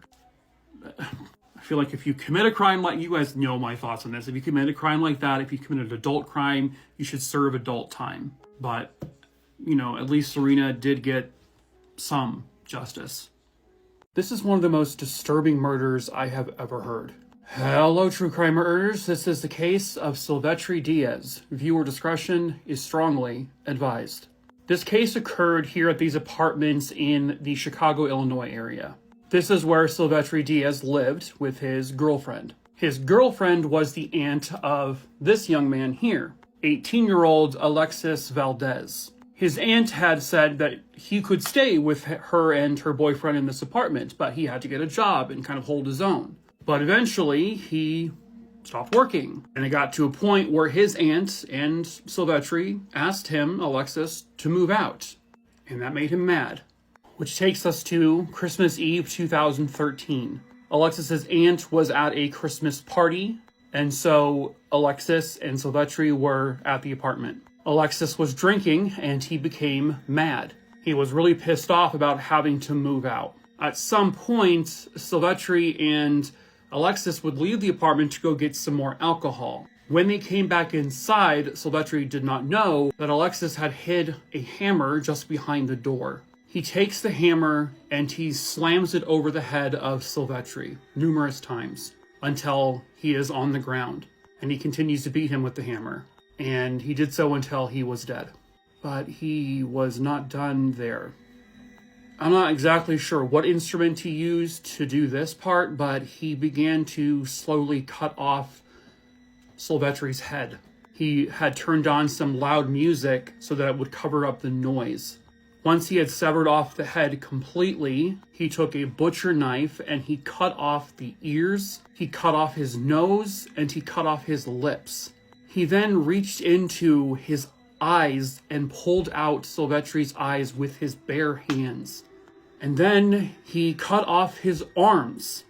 And then he took the knife and he sliced him open all the way from his neck down to his pelvis, basically just ripping him completely open. Alexis then takes the head, the ears, the nose, the mouth, and he puts it on his aunt's bed. And he would later state that the intention was for him to leave those items as a Christmas gift for her. However, he did all that. He left the items on the bed, but then he just decided to call 911. He said he wanted to report a dead body. 911 asked him, are you sure he's dead? Have you tried CPR? Alexis then laughs at the 911 operator and said, no, he's been decapitated. Police arrive. Alexis is covered head to toe in blood. And he just right out there admitted to them, I did it, I killed him, I dismembered him, I ripped him open. And he then says if his aunt was home or if his aunt had come home before he called the police, he would have done the same thing to her after she found the presents he left for her. So he is arrested and he is charged with the murder. Silvestri was described as a really good dude. He was a very friendly man. He was a father. He had a 17-year-old, and he was an amazing dad to her. He did his best to provide for her, for his kids. And this was not something that he deserved. This was so brutal, disturbing, disgusting. And his killer was just so flippant about it. He laughed about it. It's one of the most just disturbing things that I have ever heard. Alexis would be allowed to plead guilty to the murder. And despite the absolute brutality of this, and despite that it was essentially premeditated, and the horrific things he did to that man after he was dead, and that he admitted he would have murdered his aunt as well, he was only given 33 years in prison. I mean, he was 21 years old when this sentence came down. He'll still be relatively young when he's released. That's insane to me. But, I guess at least it's something. Jesus. I mean, this was just simply one of the most disturbing stories I have ever covered. She was found wearing a Smurfs t-shirt, and to this day, nobody knows who she is. Hello, true crimeers. This is the case of the Smurfette Jane Doe. Viewer discretion is advised. This case occurred just outside of Houston, Texas in 2012. On October 16th, 2012, a driver had pulled off to the side of the road because their hubcap had rolled off of their vehicle and they were stopping to find it. This was on the side of Walters Road near Fallbrook Church when he saw this black trash bag. When he peeked inside the trash bag, he saw a human body. So he immediately contacts police. Once police arrive, when they open up the bag further, they discovered that the body is in a fetal position and she was partially skeletonized. First, they came up with this composite drawing of the young woman, and they believe that she is somewhere between the ages of 15 and 17, and that she was mixed race, more than likely. And the possibility is that she was probably a mix of African American and Caucasian. She had long, dark brown hair, but they also discovered that she had likely dyed her hair somewhat recently. She was fully clothed. She was wearing this exact pair of pants, and most notably, she was wearing this shirt with the picture of a Smurfette that says, "He smurfs me, he smurfs me not." And there was no identification on this young woman. So they have nicknamed her the Smurfette Jane Doe. And this is the most recent computerized composite of the young woman. Now, because of the state of decomposition she was in, and given the temperatures, they believe that she died likely in September of 2012, or about a month before she was found. But because of her state of decomposition, they were not able to determine her cause of death. But they're pretty confident that this was a homicide, given the fact that she was put into a trash bag and discarded on the side of the road. Someone had to do that. It could have been a murder, or it could have been she died accidentally and the person who was near her didn't want to be caught up in it, and so they discarded her. They checked missing persons reports in the area. They couldn't find any that matched her description. Another thing that was odd to police was that even though she was wearing, children's clothes, she had on adult underwear. She was wearing like lingerie. This was near an area where there were brothels. And so they've come to the conclusion that there is a strong chance that she was possibly part of child sex trafficking. And a lot of times these happen to be victims who were runaways or were parts of families that didn't so much care. And that could be why there is no missing persons report for anyone matching this description. But she has to have family out there somewhere that recognizes her. Some things they wanted to point out is that her skull did have an overbite. She had received some dental work early on in her life. Her teeth were in a state of decay. She had fillings on 3 of her lower molars. She was 4'7" to 5 feet tall. There were indications that she was malnourished at the time of her death. She had 22 ribs where she should have 24. I'm not sure exactly if they determined why that was, but someone out there has to recognize her. Someone. I don't know if they've done forensic genealogy testing yet for her DNA. If not, they probably should. But if you recognize this individual or you know what happened to her and who did this to her, you can report your information anonymously. You never have to say who you are.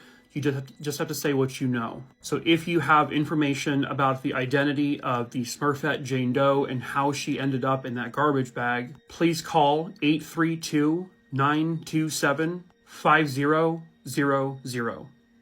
She was someone's child, possibly someone's sister, maybe someone's niece or granddaughter. She was someone's family. So please, if you know anything, please call. She was stabbed just outside of her home on Christmas Eve, and her killer is still out there. Hello, true crimerers. This is the case of Sophia Ulloa. Viewer discretion is advised.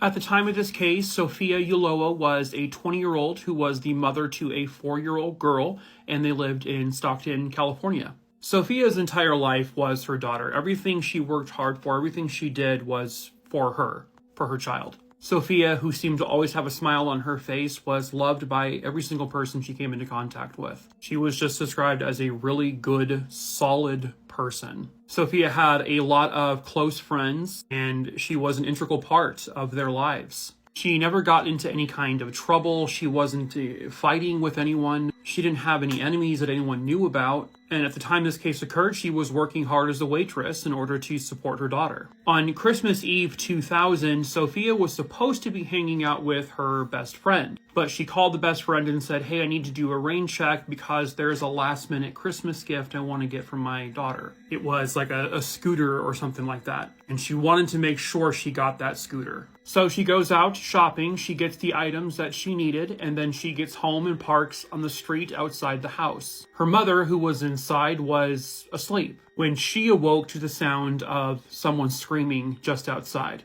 She runs outside and sees Sophia standing behind the vehicle, clutching her side and kind of leaning over, and she yells at her mom, "Go get them, they just stabbed me." So her mom runs back into the house to go look for the cordless phone, runs back outside and calls 911. At that point, by the time she gets back outside, Sophia is now on the ground next to the car, and a neighbor has come over to help. An ambulance arrives, they rush her to the hospital, but unfortunately, it's too late. Sophia would be pronounced dead. Her cause of death was she had been stabbed a few times. Nobody saw anything. Nobody saw a person who did this. Nobody heard a car speeding away. Nobody seemed to hear the altercation, with the exception of the screams from when she was stabbed. Most heartbreaking of all, when they opened up her trunk, they found all of her daughter's Christmas gifts, including the scooter she found for her. Based on receipts and purchases, police figured that not one single Christmas gift was stolen. Nothing was stolen. Nothing was taken off of her. Someone just came up to her and stabbed her on Christmas Eve. Right a day before a Christmas that she was so excited for her daughter. This was like the first time she was really going to be able to kind of shower her daughter with a lot of presents. But she never got to do that. Sophia's friend would later tell police that a few days, I guess, before the murder, Sophia had told her about a phone call she received. Apparently, somebody called Sophia and said that they were going to kill her. But who that person was, nobody seems to know. I have to assume police have looked into the phone records to see if they can find who that person was, but to my knowledge, they haven't found him. And it doesn't sound like Sophia elaborated too much. And then a couple days later, she is killed. Somebody had to have done this for a reason. The fact that nothing was stolen, the fact that it happened so quickly, that the person got away super fast, it definitely sounds like this was an intended target, that she was who they meant to go after. But who that person is to this day, nobody knows. Police believe that more than one person knows what happened to her, meaning knows who did this to her. Somebody somewhere out there has got to know, and perhaps that someone is you. Sophia was a young mother. Her daughter now had to grow up without her mother. Christmases are ruined for them forever because of this person. And if you know who it is, you can do something about it. You can report information anonymously if you have to. You don't have to say who you are, you just have to say what you know. If you have any information on the murder of Sophia Ulloa, please call 209-953-7728. In 6 minutes, 100 people would burn alive in one of the worst deaths imaginable. Viewer discretion is advised. This was the Station nightclub, which was in Warwick, Rhode Island. It had been in existence there since about 1946. It's a relatively small venue, and it had a legal capacity of 404 people. On February 20th, 2003, the band Great White was playing at the Station nightclub. And while the capacity was 404, there were 462 people inside the building. By everyone's recollection, it was absolutely packed in there. This was the stage manager for the band, a man named Daniel Beakley. The band's performance started at 11:07 p.m., and within the first song, Daniel Beakley releases some pyrotechnics. I guess these pyrotechnics were called 15 by 15s or something like that, meaning they would go 15 feet in the air and they lasted for 15 seconds. He set off 4 different ones. 2 of them would go at an angle, the other 2 went straight up. Now, the roof of the nightclub was only 12 feet above them. And again, these pyrotechnics would reach 15 feet. And so the 2 that were on the farther side, so the ones that were pointing straight up, this is an image of it, they hit the ceiling, which came into contact with the foam that was in the ceiling. Within 9 seconds, there were flames noticed by several people who were watching the concert. And at first they thought this was part of the show, but then the smoke began to billow. The flames got larger, and within 60 seconds, the entire front of the whole stage was on fire. It happened so fast that people barely had time to react and process what was happening. Within 20 seconds of the fire basically starting, the band was rushed off the stage. Within 60 seconds, the entire nightclub was full of smoke and flames. Within 6 minutes, the entire nightclub was engulfed completely. The fire was so extreme that it actually exploded some of the power lines next to the building, which caused more fire. 911 had been called within 90 seconds of the fire starting, and first responders were there by 11:13 p.m. And then more and more came. At one point, it got to like 100 different fire trucks and ambulances. But the fire,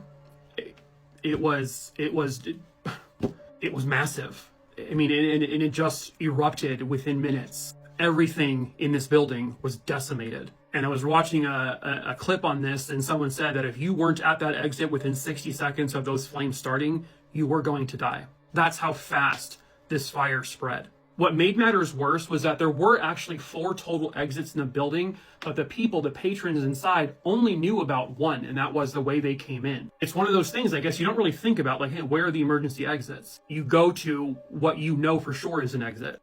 And this exit/entrance was in this little narrow hallway, which means people completely, almost everyone in there, bum rushed this area. And within moments, there were people just falling over, stacking up on top of each other, and clogging this exit. Around 11:57 p.m., once all the chaos was still just going crazy inside, I mean, the fire had completely destroyed the building, but at that point, the roof collapsed. There were people who did go to other exits in the building, and eventually they were able to finally get the flames out. And when they did, this was the aftermath. It's an unbelievable image. It is utterly horrifying how fast this happened and how little time you have as a person to process and react to what is going on. And when you are surrounded by hundreds of people who are all trying to do the same thing, trying to get out of this building, and I can't even imagine. I can't even begin to process that myself. And finally, once the smoke had settled, body after body after body pulled from the burnt out husk of this building. In the end, 100 people died in that fire. 96 of them were pronounced dead at the scene. A large portion of them had died from smoke inhalation, from burning alive. Some died from being crushed to death, asphyxiation. This did include one of the band members who was playing that night. I believe it was their guitarist who died. And then 4 people from the nightclub who worked there died. 100 people.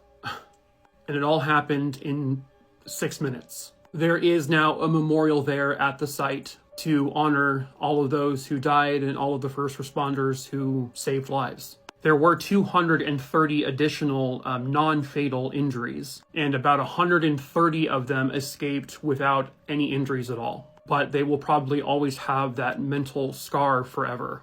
Daniel Beakley, the man who ignited the whole thing, which obviously he did not do with the intent for this to happen, but at the same time, it's like, this never should have been done. He would plead guilty to 100 counts of involuntary manslaughter. He was sentenced to 15 years in prison. He only had to serve 4. He was released in 2008.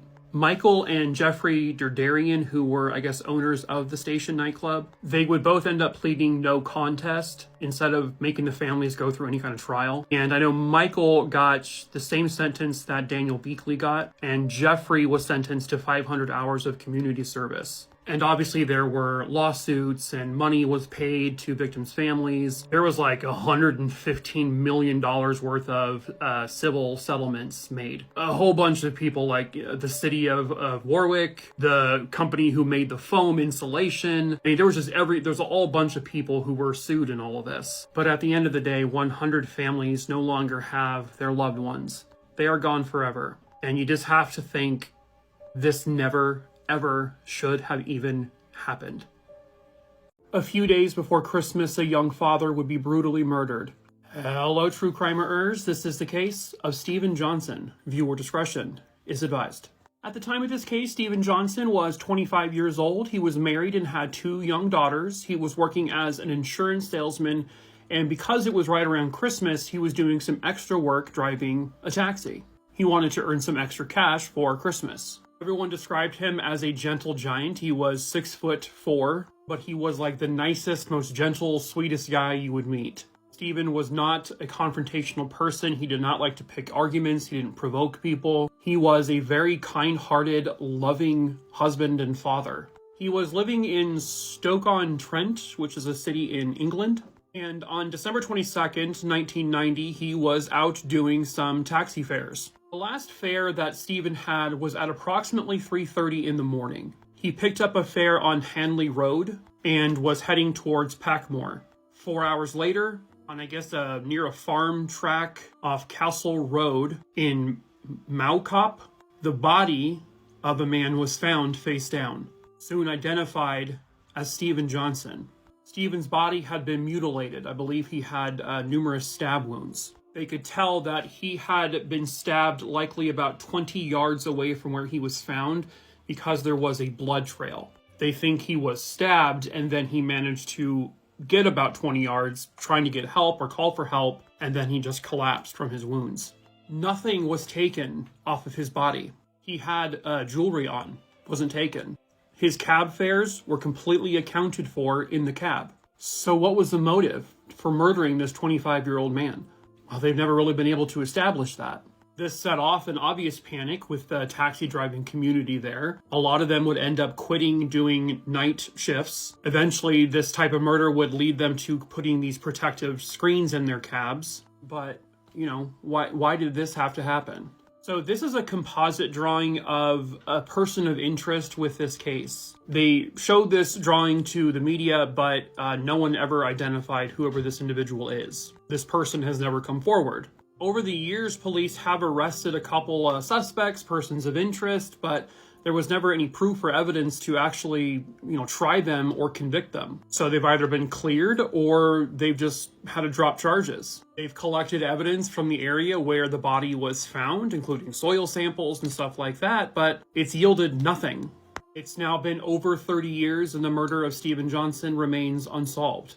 The police there have put this case basically on a standstill, but repeatedly check in on it if they ever get tips or leads. And they're relying on the public for any information that could help lead to Stephen's killer. So if you have information on the murder of Stephen Johnson, you are asked to contact the local authorities and to help this family get the justice they rightfully deserve.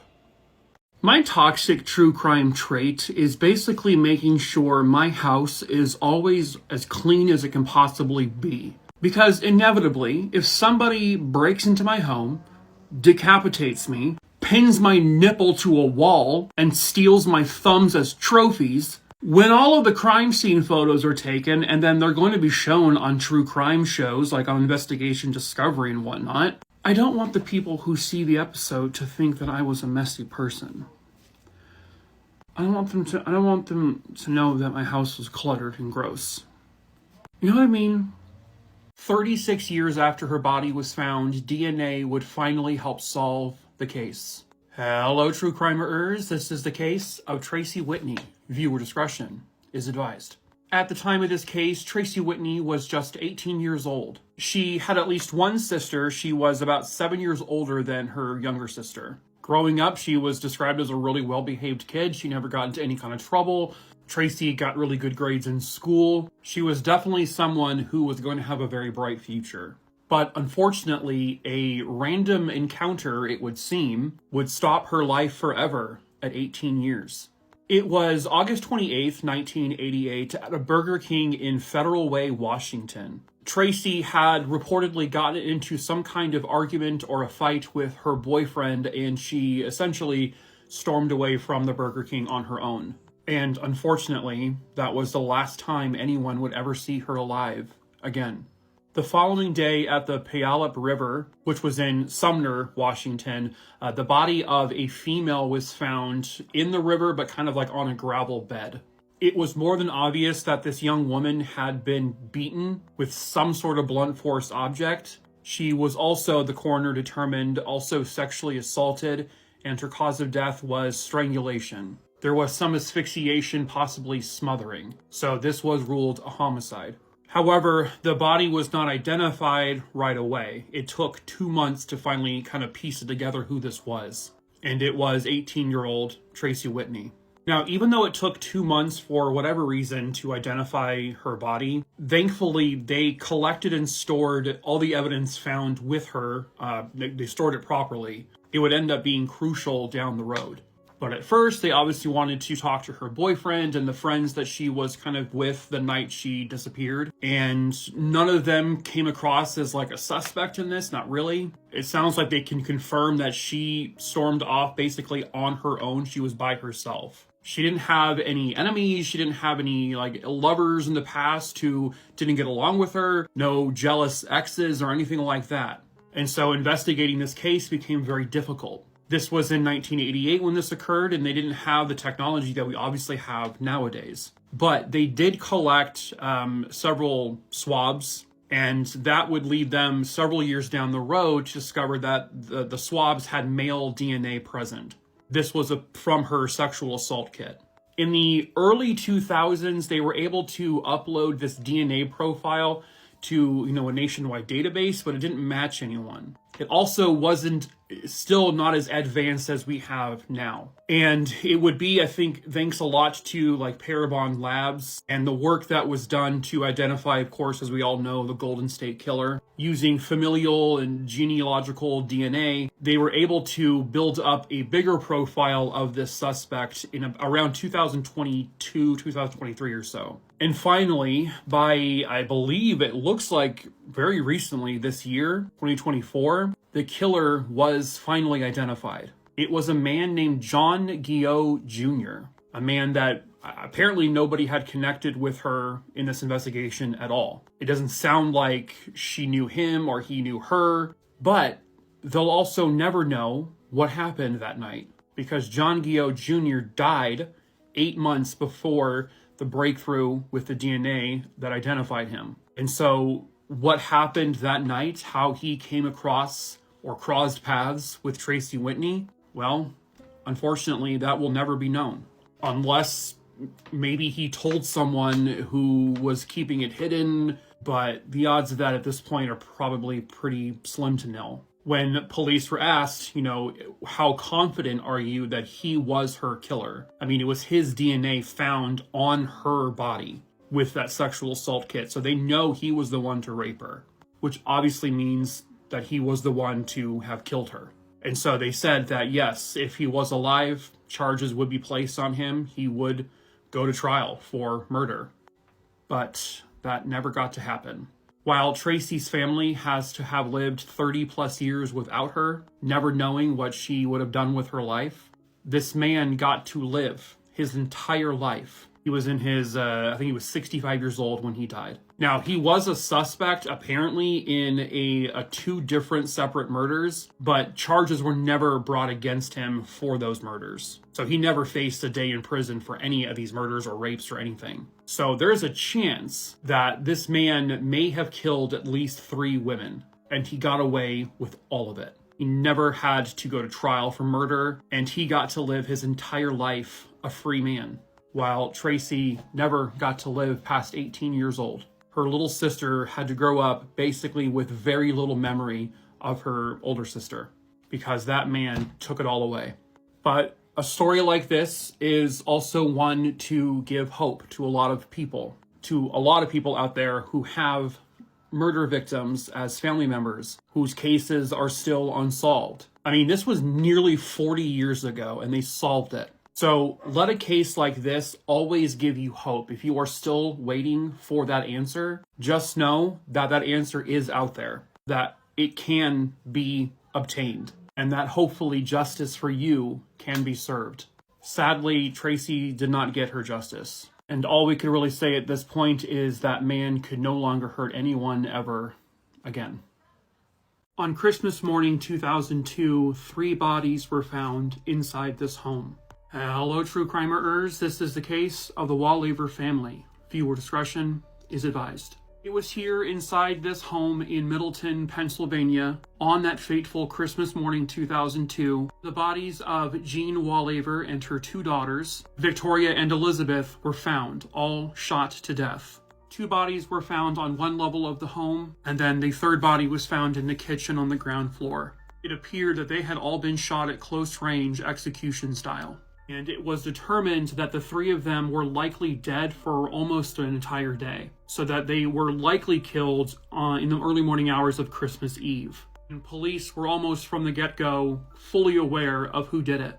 This is Ernest Wollaver. He was the estranged husband of Jean and the father of Elizabeth and Victoria. You see, in July of 2002, there were numerous sexual assault charges laid on him for sexually abusing his two daughters, his teenage daughters. One of them was still a minor when it occurred. So Jean got a protection order that would end up having Ernest removed from the home while the court proceedings were ongoing. But police were able to get a search warrant to search Ernest's car and the home he was living in at the time. They also got cooperation from Ernest's brother, Scott Wollaver.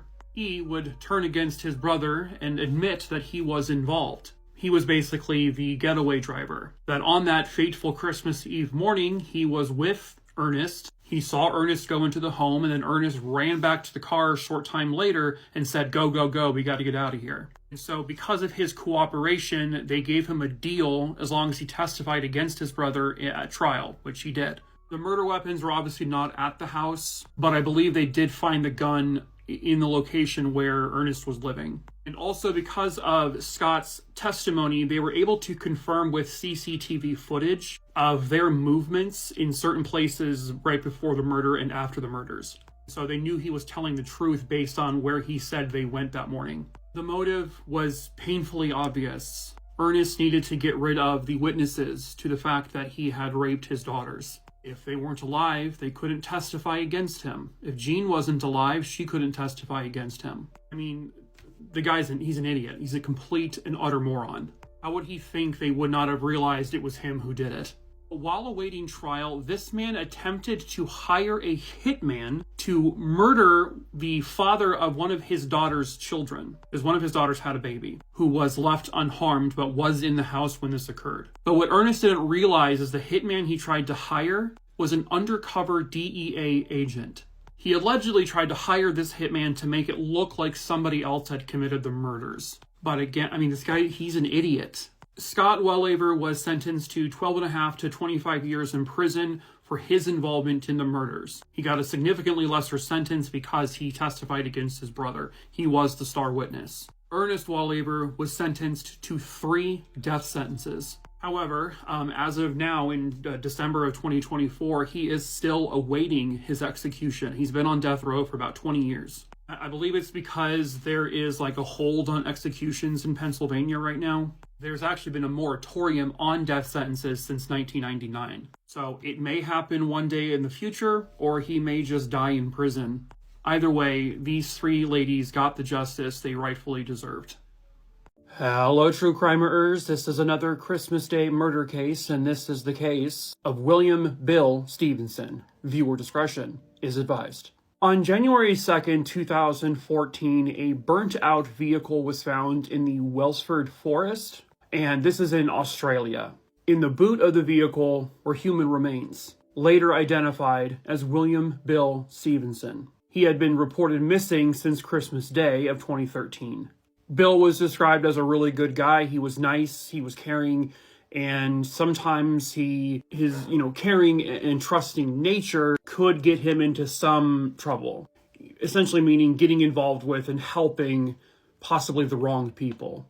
And unfortunately, that is what happened here. This is not Amy Winehouse. This is Danielle Kerr. Danielle was an on-again, off-again roommate of Bill's. Within a couple days of the body being discovered in the trunk, she was arrested. Because allegedly, her and Bill had gotten into some sort of argument in the days leading up to his eventual murder. Danielle was hooked on ice. I guess that's what they call meth over there. And she had a close friend named Darren Lewis, who would also be arrested and charged with connections with this case. I don't have a confirmed photo of him, though. So whatever happened in this argument, it caused Danielle to say, all right, I want to kill Bill. And that's how she got Darren Lewis involved with plotting to kill him. She even made jokes that the fact that his name was Bill and that she wanted to kill him, she made jokes and references to the movie Kill Bill. So the two managed to get Bill into the car under some sort of pretense, and they got to a secluded location where Danielle took a rock and bludgeoned it over the head of Bill.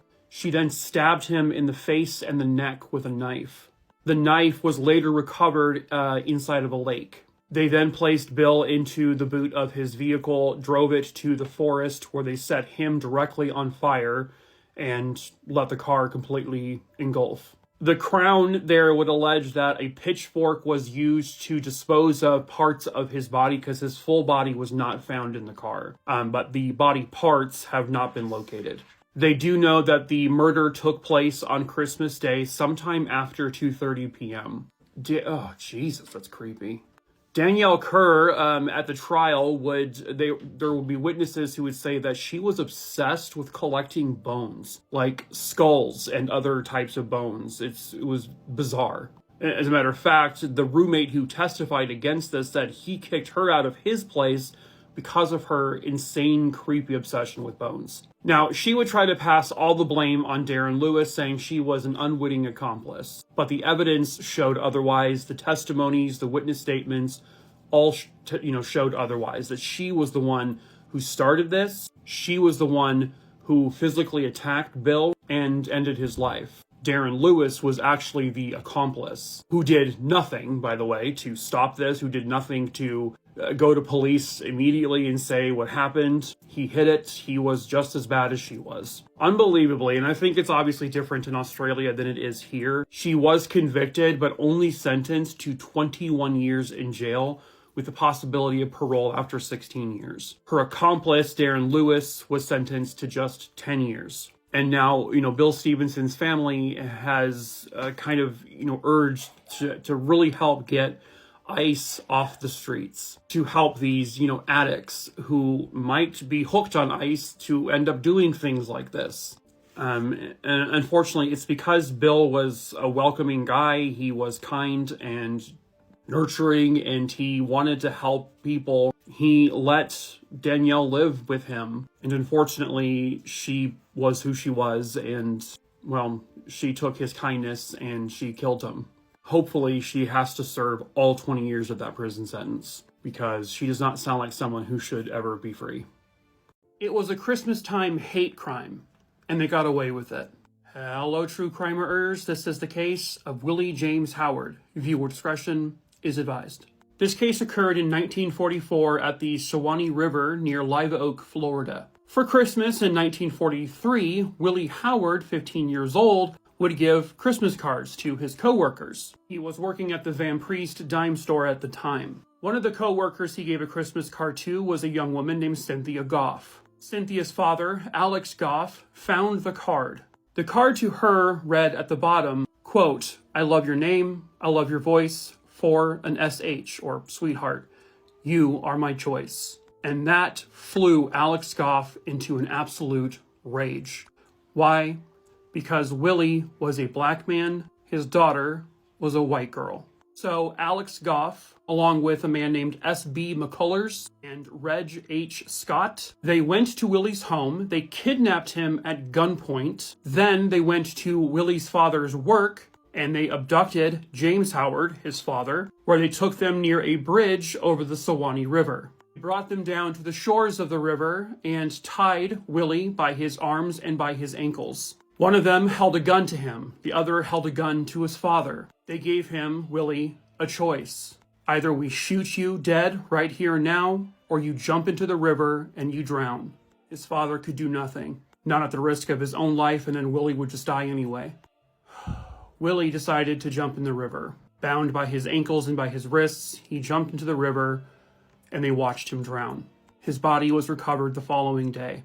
It was considered a form of a lynching because Willie professed niceties to a white girl. The horror. Once the three men were confronted with this, they all denied having anything to do with him being murdered. They said they brought the two men there just to scare him. They wanted James to whip his son, Willie. But Willie was apparently suddenly suicidal, and he jumped into the river. With his arms and legs bound? Right. His father signed an affidavit confirming the story of the three men because, well, if he told the truth, he would be murdered. His family would be murdered. Within days, James and his family flee Florida, and then they recant the statement, the affidavit they gave. Then a man named Harriette Moore, who was a representative of the NAACP, interviewed Willie's parents and family, confirmed the story that he was actually forced into the river or threatened to be shot and killed by the three men. So a grand jury was convened, and what do you know? They didn't indict the three men at all. It's three white guys. You're not going to indict them for this. Eventually, all three of these men who were responsible for this would die, never facing a single charge, indictment, or anything for what they did to Willie. They got away with lynching him. They got away with killing him because Willie was a young black kid and they were three white men. Cynthia Goff, who was the recipient of the Christmas card, she pretended to be distraught over what happened to him, that she never intended this to occur to him. I don't buy it. This is pretty much almost an identical story to the Emmett Till case, and we all know what happened with that one. Man, we sure have a rich history, don't we?